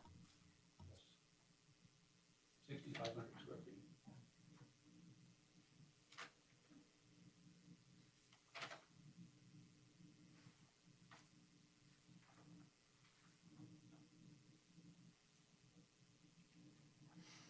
So the next part on this was the guest building being limited to family members only. Guest buildings may not be rented. So does that address the issue of a family member, whether it's a family member or not? You're still not allowed to charge rent and turn this into a rental, which is probably what the intent of the rule is following. But if you want to let your friend live there free, is that enforceable? Hope, do you know if they're paying rent or not? know whether or not it's enforceable because I've worked in a different community where I had a similar regulation and I had to try to enforce it. So realistically, it's really hard to enforce this. You have people calling you, oh, so-and-so's living there. She rents it. This is where she works. We talk to her. You're literally knocking on the door, trying to catch the person when they're home and saying, do you pay rent? That's how you're enforcing this. It's very difficult. It's very awkward to enforce. And the other comment I'll make about this is you have a situation, and I'll just use a barn as an example just for a minute. Let's say you buy a property with a barn, but you don't have a horse. Does that mean you can't put your car in the barn? Because you didn't have a horse, but you want to put your car out of the sun and put it in the barn.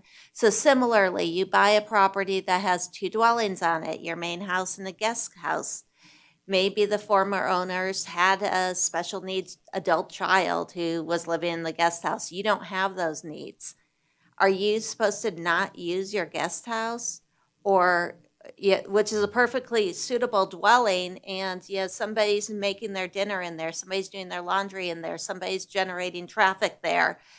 With all those impacts, does it really matter if it's a family member or a guest versus somebody who's paying you rent? So it really gets very hard to administer because you maybe aren't the one who built that guest house, but you bought the property that had a guest house, and so that use is there. But as somebody who has literally had to enforce this, it's really, really, it's very awkward for government to knock on the door and say, are you paying rent? So staff doesn't care if it's family or non-family. The way staff looks at land use, for the most part, is we look at it in terms of impact. And the suitability of the land use is based on the impact. And so to me, staff is blind to tenure. It doesn't matter if it's rental or owner. It doesn't matter if it's friend or enemy. Tenure's, regardless of tenure, what the activity that happens in that use is going to be the same. And so that's staff's opinion. Does any other commission member, care if family is struck off this section? It makes the most sense to me to see both of those things actually off the section because of course, the probability with enforcing them. So I don't think that it's too problematic, and I don't think it's the literature's there and how you can enforce it. In fact, people calling people family or friends is just, there's no way you're gonna be able to prove this stuff anyway. So it just doesn't seem realistic to have it as literature in there when not only can we not enforce it, but even if we were enforcing it, how are we going to do background checks on people to see if they're related or not? I mean, it's so out of control. I would just have a few comments there. I know there's a lot of discussion on this, on guest buildings as accessory dwelling units, to try and generate more housing in a community. And we've seen in the last, few years, obvious cases where there are guest buildings on properties that we are looking at, and they've been finished off, with probably not legally finished off, with kitchens and so forth like that. I would agree with Hope that it's difficult to go out and do that. But there are two things I think, that we need to be cognizant of. If we remove it, there's probably going to be, and make it legal, then there are going to be people who want to be building these on their lots.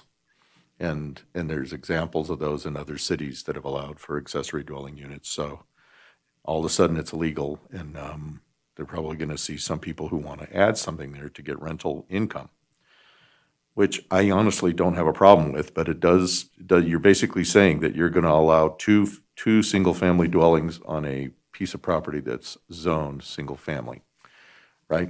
That's kind of what it does. It sort of circumvents zoning a little bit, although it has to be a smaller, smaller unit, and I think we just got to be mindful of that. The other, and I mentioned this, I think, when we hit this one and discussed it probably a year and a half ago, is if people are going to have guest buildings and they're going to rent them for revenue, then there needs to be addressed the property tax issue and the water and sewer issue. Because otherwise, if you have one person that's got a rental in their home and they're paying the same amount for water and sewer as the guy next door who has one home, only one's two family and one's one, then the guy that has one family is subsidizing the other. So I think that needs to be taken into consideration, just like each apartment unit gets, assessed a single fee per apartment, plus the actual volume fee, because otherwise it's just not going to be a fair situation. It's subsidizing it. So I think there's a little more, if we do change the words, I think we have to go to, public utilities and so forth and say, okay, this is now going to be legal. So how can they address that? So there's revenue enough to cover the additional use of water and sewer that's going to result from people renting accessory dwelling units. Thanks.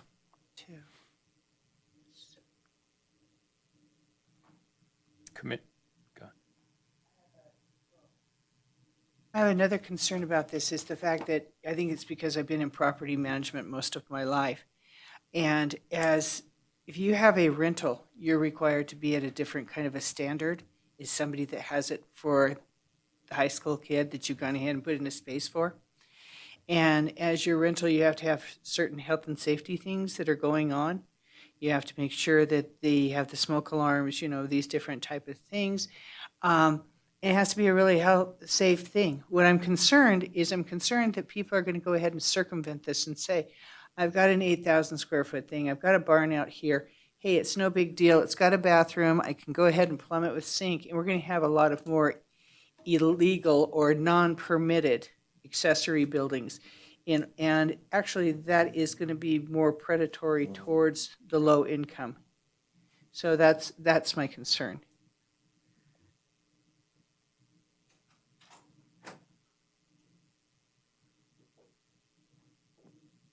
Okay, so I think to summarize, this is the third rail right now.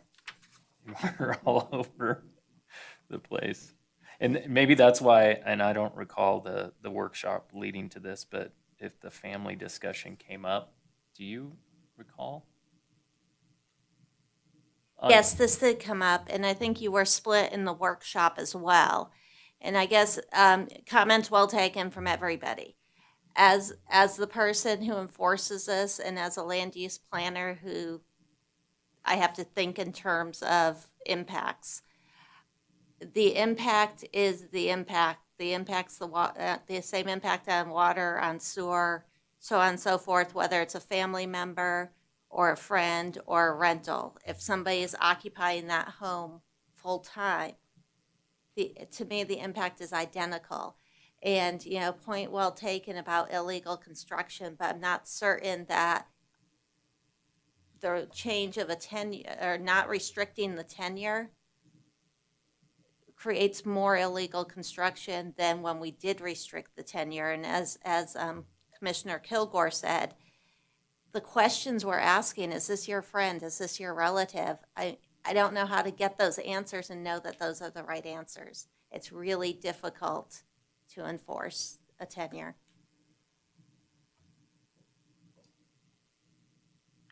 Hope, that's a question for Hope. If somebody were to had a single-family residence and they added on to that residence to add a second unit, is that allowable? Or is that considered an accessory structure? I think when it's attached, I'm looking for Heather Ferris, who is not in the room. Okay. My recollection is that when it's attached, it's just allowed, but when it's its own building, it needs the special use permit. And can you locate her and verify that's her interpretation? That was my understanding too. But it just points out that the inconsistency of how we apply certain aspects in this code. If we allow a second unit in a structure, then why not allow it in a separate structure? It doesn't make, it's not consistent. I have a question for Hope, with you wearing another hat. As community development manager, you're in charge of like businesses. And so if someone goes into the rental business and rents out their unit, aren't they supposed to get a business license? I'd have to double check Title IV, because in Title IV, there's an exemption if you have less than, I think it's 3 units that you're renting. But I need, in general, I think there's a threshold of 3 where you don't need it, and then over that number, you do need it, and I have Title IV here, I can double check it.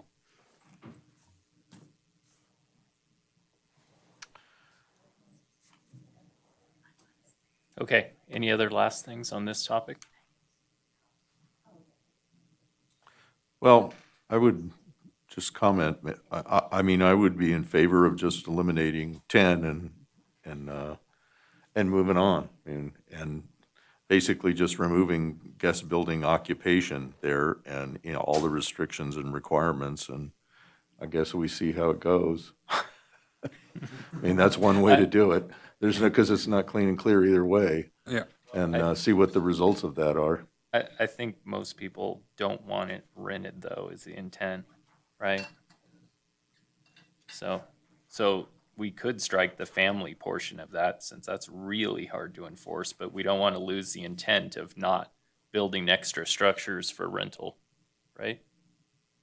It's, number 10 is guest building occupation. It deals only with family members of the primary residence and their non-paying guests. Guest buildings may not be rented as secondary dwelling units. So we keep that. The guest buildings may not be rented as secondary dwelling, so we don't encourage rentals in.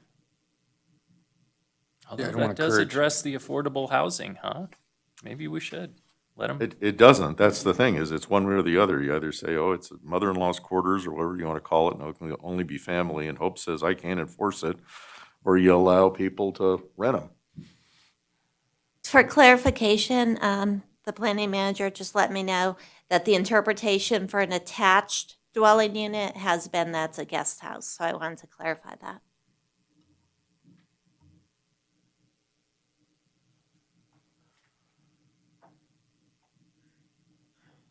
Well, I'm willing to strike the family, but I still would leave the guest buildings may not be rented. Yeah, just agreed on that, absolutely, because like you said, we don't want to incentivize people to go out there and start building all these guest houses and start renting them out and get a more influx of all these situations, you know, sewer situations, or I mean, on a large scale, I mean, we're talking even putting wear on other things like fire departments, schoolhouses, hospitals. I mean, that's you're talking about adding a lot of extra residents if you make this, you know, completely just strike it. So as far as striking the whole thing now, I'd agree that getting rid of the family issue with the, you know, that's an obvious given. It's common sense as far as I'm concerned. As far as, you know, what's approachably, you know, checkable. We're not going to be running background checks. So, yeah, that's my opinion. Okay. I think we have a majority on removing family, but otherwise it will stay the same. So that means you would remove the first sentence that reads, a guest building may only be occupied by, so on and so forth. Instead, this section would start with, guest buildings may not be rented as secondary dwelling units? Correct. Okay, thank you. Perfect. All right, back to Commissioner Kilgore. Oh, what'd I do this time? Or no, we're gonna go Perry. That's Oh, right. okay. Wait, Perry would, yeah. Where was Commissioner I? Perry, where were you? Back in the 40s somewhere? Yeah.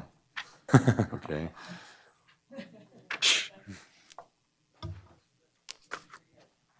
Okay. Sorry, I gotta whip through these. While we're in the 40s, Hope, can you answer about the electronic? I tend to agree, the newspaper and I don't check my mail that often. The website for the city, are public notices put there? Yes, notices are on the website. I'll just tell you how we notice. What we do is when we notice, we post it on the city's physical bulletin board. We also put it on the city's website. We put it on the state website. We'll notice by first class mail, and our notification area already exceeds the state law. It's a lot of work doing that noticing. And we do a legal ad in the newspaper. So I don't agree with putting it on social media. I can't track who's tracking what on social media, and I don't trust social media, so I wouldn't want to use that. Yeah, so that's how we notice right now. So we do have it on the website. Okay, thanks. Just a comment. You can subscribe to the city. The city has an option to have notices emailed to you. So that's a possibility. I'll just go to my final little sticky here, and it's just on page 270, and it's where we begin with signs.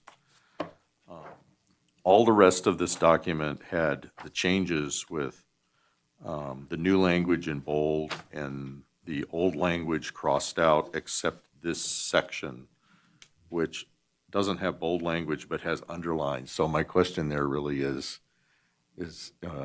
the underline the new language, and can we make that the same so that the document's consistent with regards to how it's edited all the way through? And I'm reading Lee's note up here, and he has completely rewritten this section, which is why it's not showing the revision marks. He said underlined text is used in some instances in this draft review document to highlight some notable changes or additions, but does not include all the changes to the current sign code verbiage. So because of the Supreme Court case, we cannot have content-based signage. So what he did was he basically rewrote the sign ordinance to avoid content-based signage. So that's why it's difficult to have a document with just revision marks, because it's an entire rewrite, and the underlining was only meant for emphasis. If you need a narrative that describes the differences, it was included in the staff report, but I'm not certain this will lend itself to the same format as the rest of the document. Okay, well, at least understand that. Now I can look at it that way. Thanks. Okay. Next, Commissioner. Preston? No? Kilgore? Commissioner Eswine? You got stuff for us? I gotta find them. Okay, I have one suggestion while we're waiting. You talked about the tables, Hope. Yes. As an engineer, I love tables, not an acoustic engineer, but what about going landscape and trying to clump the actual uses together and putting the single family and the commercial, as far as maybe that'll reduce the number of tables? I don't know. Because I started to go back and forth between them as I was going through the use. Because primarily people are going to go, I want to build this, I want to do this, can I do this here? And now they're flipping, I don't know. I think we could probably have 3 tables. One that's the residential zoning districts, one that's the non-residential zoning district, and one that's and maybe 3. Maybe one for public, and then one that's ag and conservation reserve. Or it could be public, ag, and conservation reserve. And that way you just have your groupings and then you have your uses, and you just have to check 3 or 4 tables instead of looking at the function of the use and trying to decide what function that use falls under.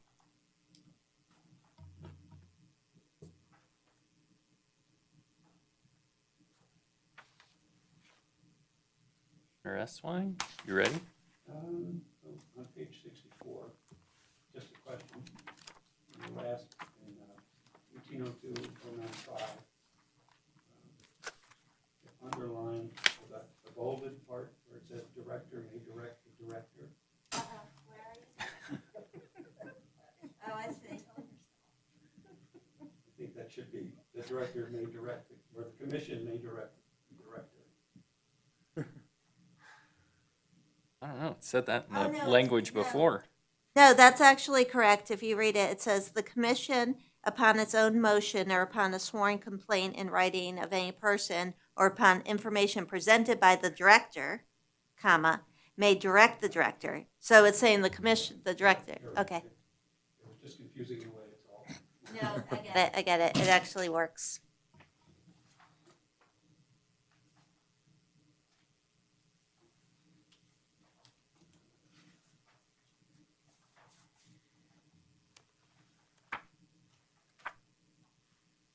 Does, 78, agricultural uses. Just wondering if you need to include that cannabis is accepted from that description of agriculture. Because it is a crop.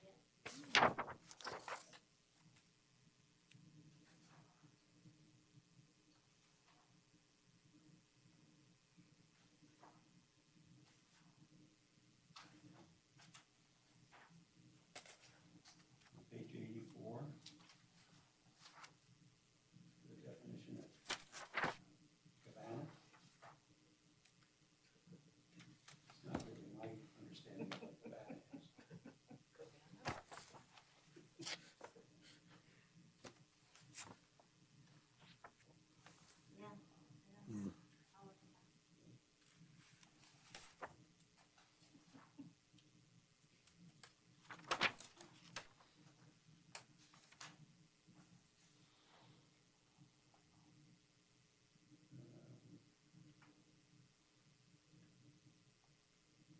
On page 88, the definition of courtyard.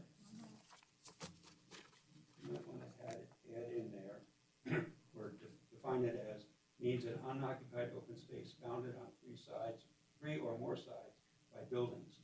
And I would suggest that you add in on the same property, or the same parcel. Because it could be bounded by buildings on other properties too.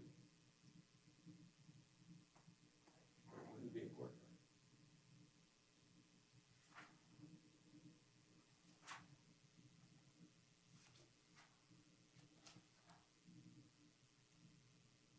Page 92, excavation. Do you want to have the way it's written now, excavation means just taking a shovel full of dirt. You might want to put some limits on what the volume limits out of that are. Actually, he just relocated this alphabetically, but since you mentioned that, what I tried to do is, to the extent a definition was trying to create a regulation, I stripped the regulation out because we don't tend to go to our definitions to understand the regulations, so that the regulations are in the body of the document and not in the definition.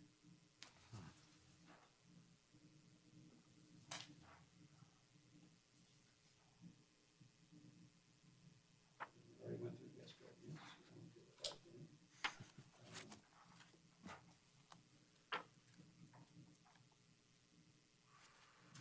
On page 96, habitable space.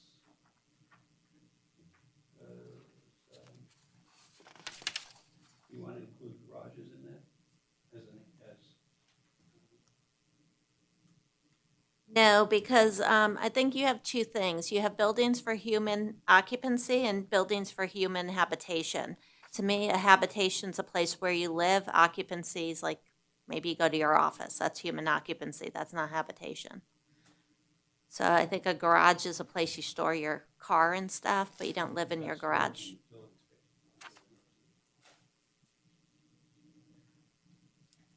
And it says they're not considered habitable spaces.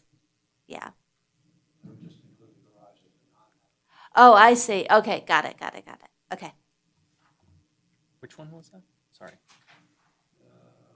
Habitable space, and I would just include add garage as a non-habitable space. You guys were way ahead of me on this one. How long you guys been working on this?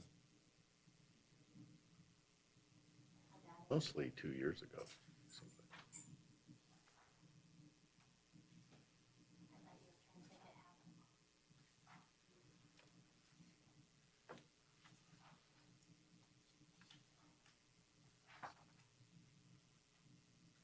Okay, 104, first sentence, municipal garage. Would be, means a structure owned and or operated rather than open. Oh, I'm sorry. I'm sorry. I thought I had it on.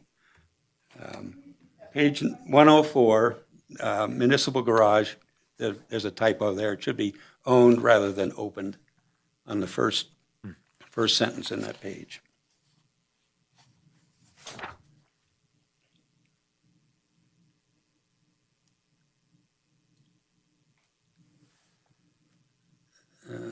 Page 105, and this may go back to the same discussion we had about the excavation, but we define open space, but to me, to be real open space, you have to have some description of how big the area is, or a minimum size for open space. The way it's written here could be any space. Page 106 on permanent markup. Or permanent makeup. I guess my question is, first of all, what is that? And then the other is why do we need it? This actually happened to one of my clients. One of my clients does what they call permanent makeup, where they do the eyebrows and the microblading and so forth. It's all approved through cosmetology. However, because it's considered as tattooing, she was told she had to get a special use permit in order to become a tattoo parlor in an area that was not typically it. Although she's actually overseen by the cosmetology, and it is permanent makeup. So that's what the difference is. Okay, thank you.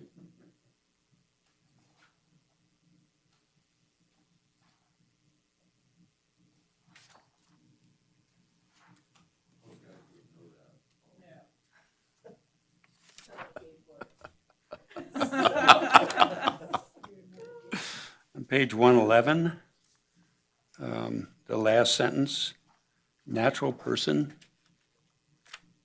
Do we need to define that? It's not in the definitions, but I'm sure that there's a common legal definition for it, but I'm sorry, where are you reading on 111? the last sentence. I think it's clear. I think I can go with the common definition. Okay.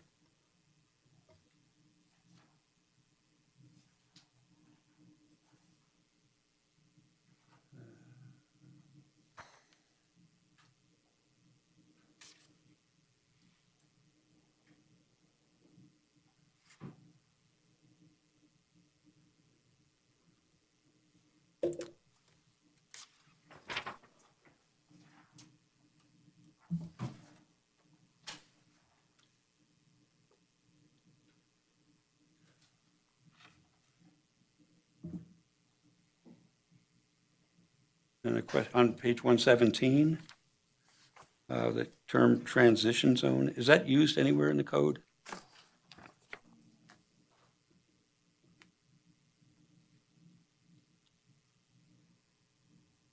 I don't recall. I don't recall it either, but Yeah, if it's I- not there, We can check. Okay.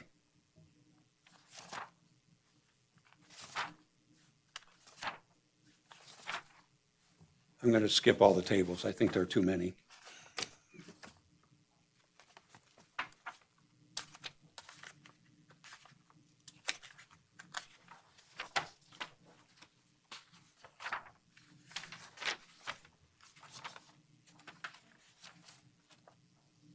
And All right, let's hurry and continue. Any other last items? We already did public comment, correct?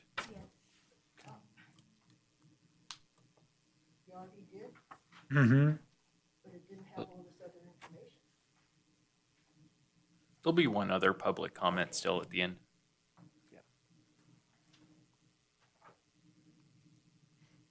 Okay, do I have a motion?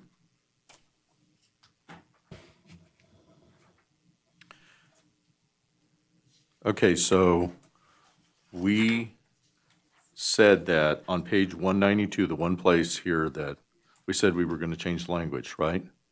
Number 10, guest building occupation, and the intent there was to scratch the first sentence. A guest building may only be occupied by the family member of the primary residence as defined by Title 18 of the Carson City Municipal Code with their non-paying guests, period. That line is scratched.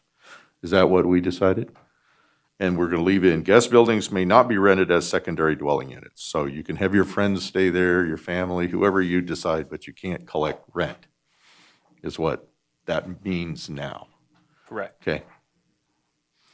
And was there any other edits that we did before I attempt a motion?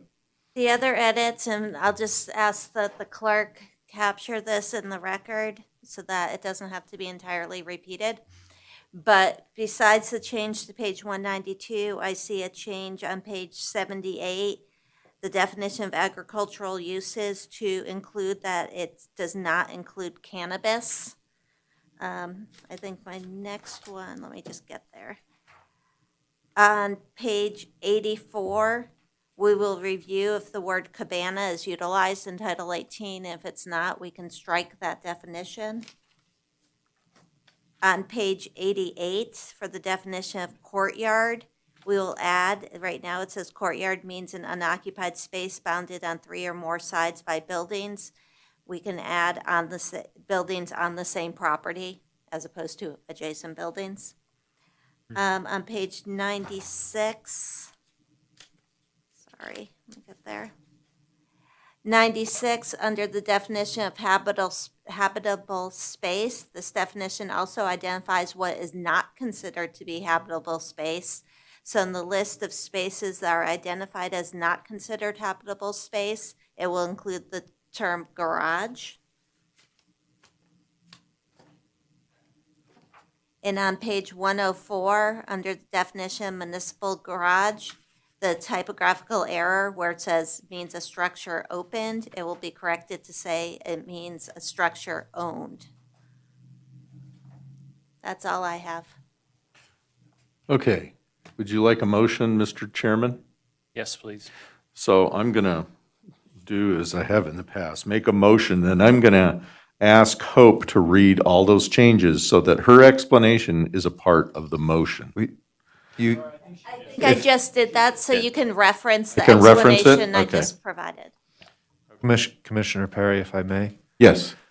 You have 2 or 3 options. The first that you're trying to avoid, and I think I agree with you on avoiding this, is to read into every change into the record yourself.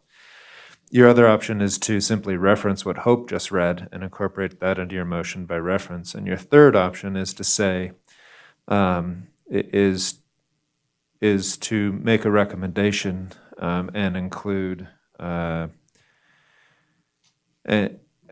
basically say, as discussed on the record by the Planning Commission, or make a recommendation to adopt or to approve Title 18 as discussed by the Commission on the record.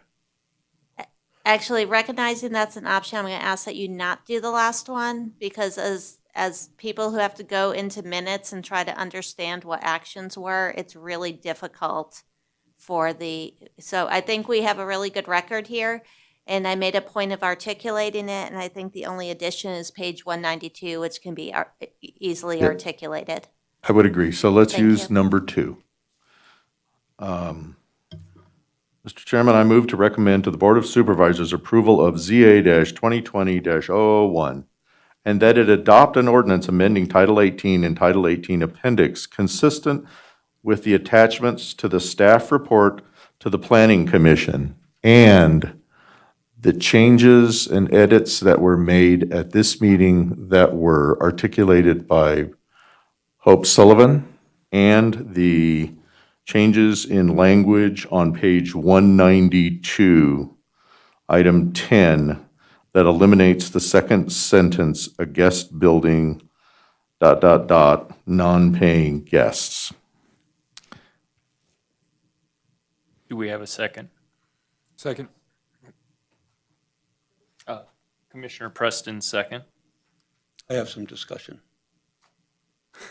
Any discussion items? I think that we should limit this motion to those subjects that have already been discussed, rather than saying this whole document, because I have a lot more comment on the entire document.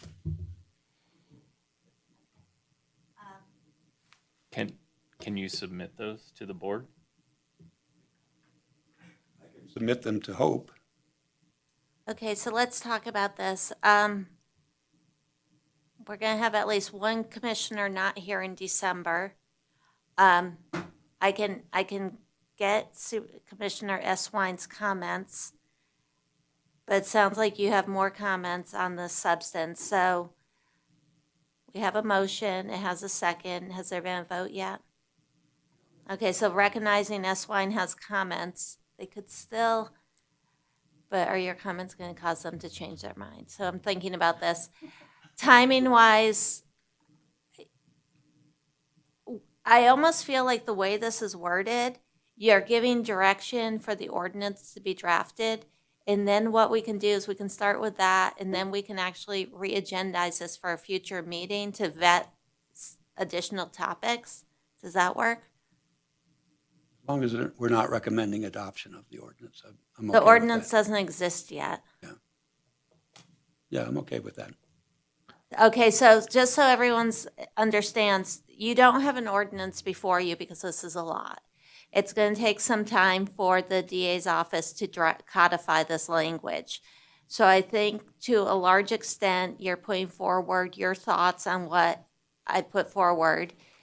I will talk to the DA's office after this meeting to verify timeframes, and I will reschedule this for further discussion. But I think there's a benefit to you taking action tonight so that the commission knows that we did get through, a number of the chapters of Title 18. I mean, not the commission, I'm sorry, the DA's office knows, and the Board of Supervisors knows, and then I can re-agendize for additional discussion, if that works for everybody.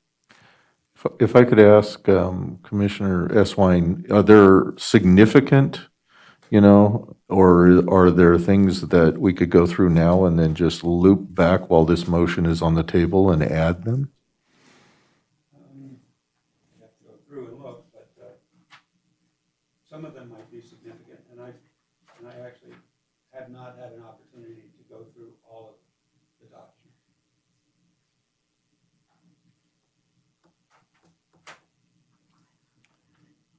Did you go through a good portion? I In did other go, words, are you- I went through 200 pages. So could we go up to 200 pages?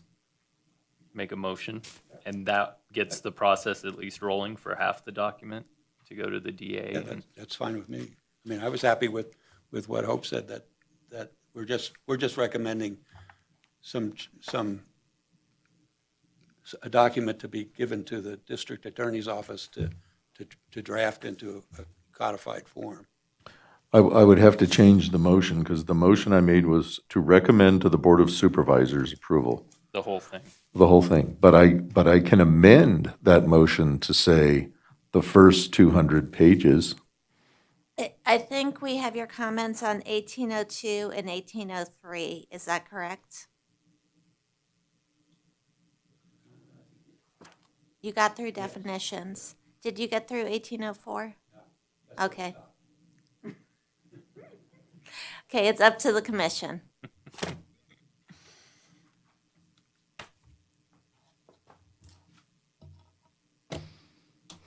I like progress moving forward. I would suggest we take a vote on this as it sits, and Commissioner Eswine can address these items with hope, and potentially if there's some showstoppers that can be brought to the board.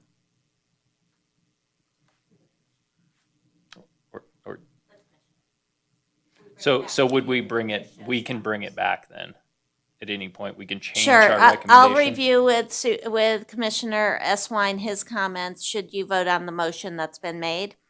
And we'll review that, and I'll talk to the chairman and see if the chair wants this scheduled for additional review. Okay. Any further discussion? All in favor? Aye. Aye. Any nays? Motion carries.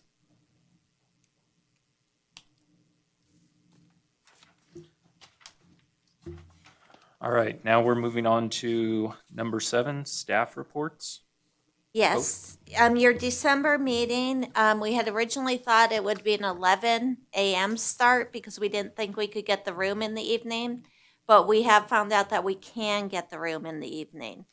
Plus, we now have the slaughterhouse because we've identified a noticing error. So the slaughterhouse will be coming back to the Planning Commission for a public hearing on the special use permit in December. So we're looking at doing a 3 o'clock start as opposed to an 11 a.m. start. The items on the agenda are the master plan annual report. There's a tentative map at Lampa Ranch. There's the billboard special use permit that you had continued to the December meeting. There's a request from Fish for a residential use in a non-residential zoning district. And then what we're anticipating is at 5 o'clock to do the slaughterhouse, so people have a chance to get off work and get here for the slaughterhouse item. So hopefully we get those other items handled in 2 hours. Thank you, Hope. Are you bringing food? Actually, the chair and I discussed it about having a sandwich for you guys before you do the slaughterhouse, so. Thank you. Any commissioner comments or questions? Hold the cranberry sauce. Commissioner Preston? I have a question. The one lady brought up that the Empire Ranch Cemetery was not shown as a cemetery, and I would like to go ahead, because that is a historical cemetery, and make sure that that is addressed.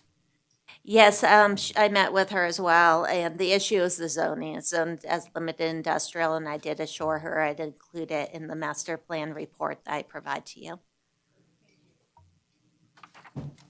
So are dead people a conforming use in industrial zoning? Never mind, that was supposed to be a joke.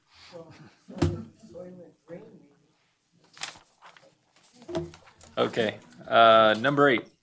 Any last public comment?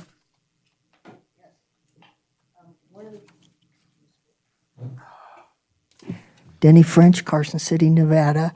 My relating to several things that had come up through your planning. Page 78 would consider this a possibility, whether you vote on it or not. There is a place in Colorado where they're struggling with farms, and one of the alternatives that they came up with was a solar/farming space.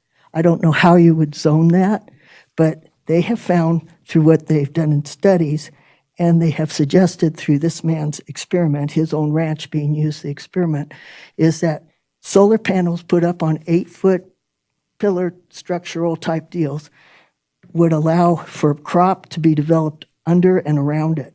He found that possibility, but he had to get it rezoned because of the farming crop requirement to allow that land then to be used /solar. So what they found was that they were getting less water use. They also created power for 300 houses. I don't remember the square footage of the gentleman's ranch, but they were also producing crop on that same parcel. And so that would be a tricky deal. That was on NPR Morning Edition, and you could probably look into it that way, knowing the size of the property, the location of it, and its actual zoning. It was zoned as a ranch or farm. I can't remember. The next deal was edible insects. I know the slaughterhouse is quite a way different, but edible insects are not in the marijuana state, but would you consider them a crop? Or would you consider, you can't do it poultry?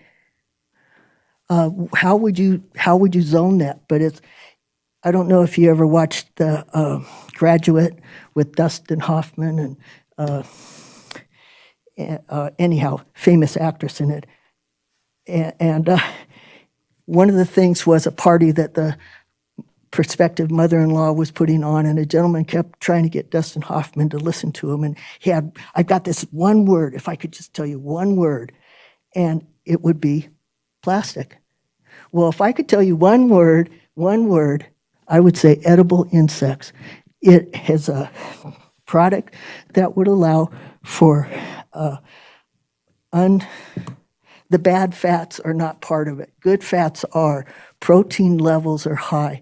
Look it up on PBS, edible insects. It's very amazing. It would allow for an industrial type level of creation. It's getting to the point where it's worldwide. It's just not really United Statewide. You sure that's one word? Which one? Edible insects? Edible insects. It's not one word. They slap. I'm just nervous. I'm sorry. And I didn't address. It's okay, Denny. You have another about 30 seconds. Okay, 30 seconds.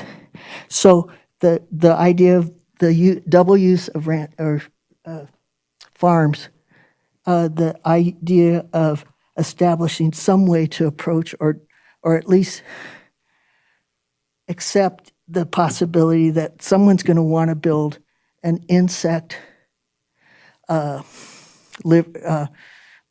hatchery and then product out from start to finish. And some of these insects multiply and get to a point of sellability very quickly. And the turnover is very good, but you have to have a process in the deal. And I would just suggest you all watch it because it's a big thing. And again, that's PBS. And as I'm an NPR, the morning news was morning edition was the situation with the ranch, the farm. Thank you. Thank you very much. Can I get a motion to adjourn? So moved. All in favor? Aye. Aye.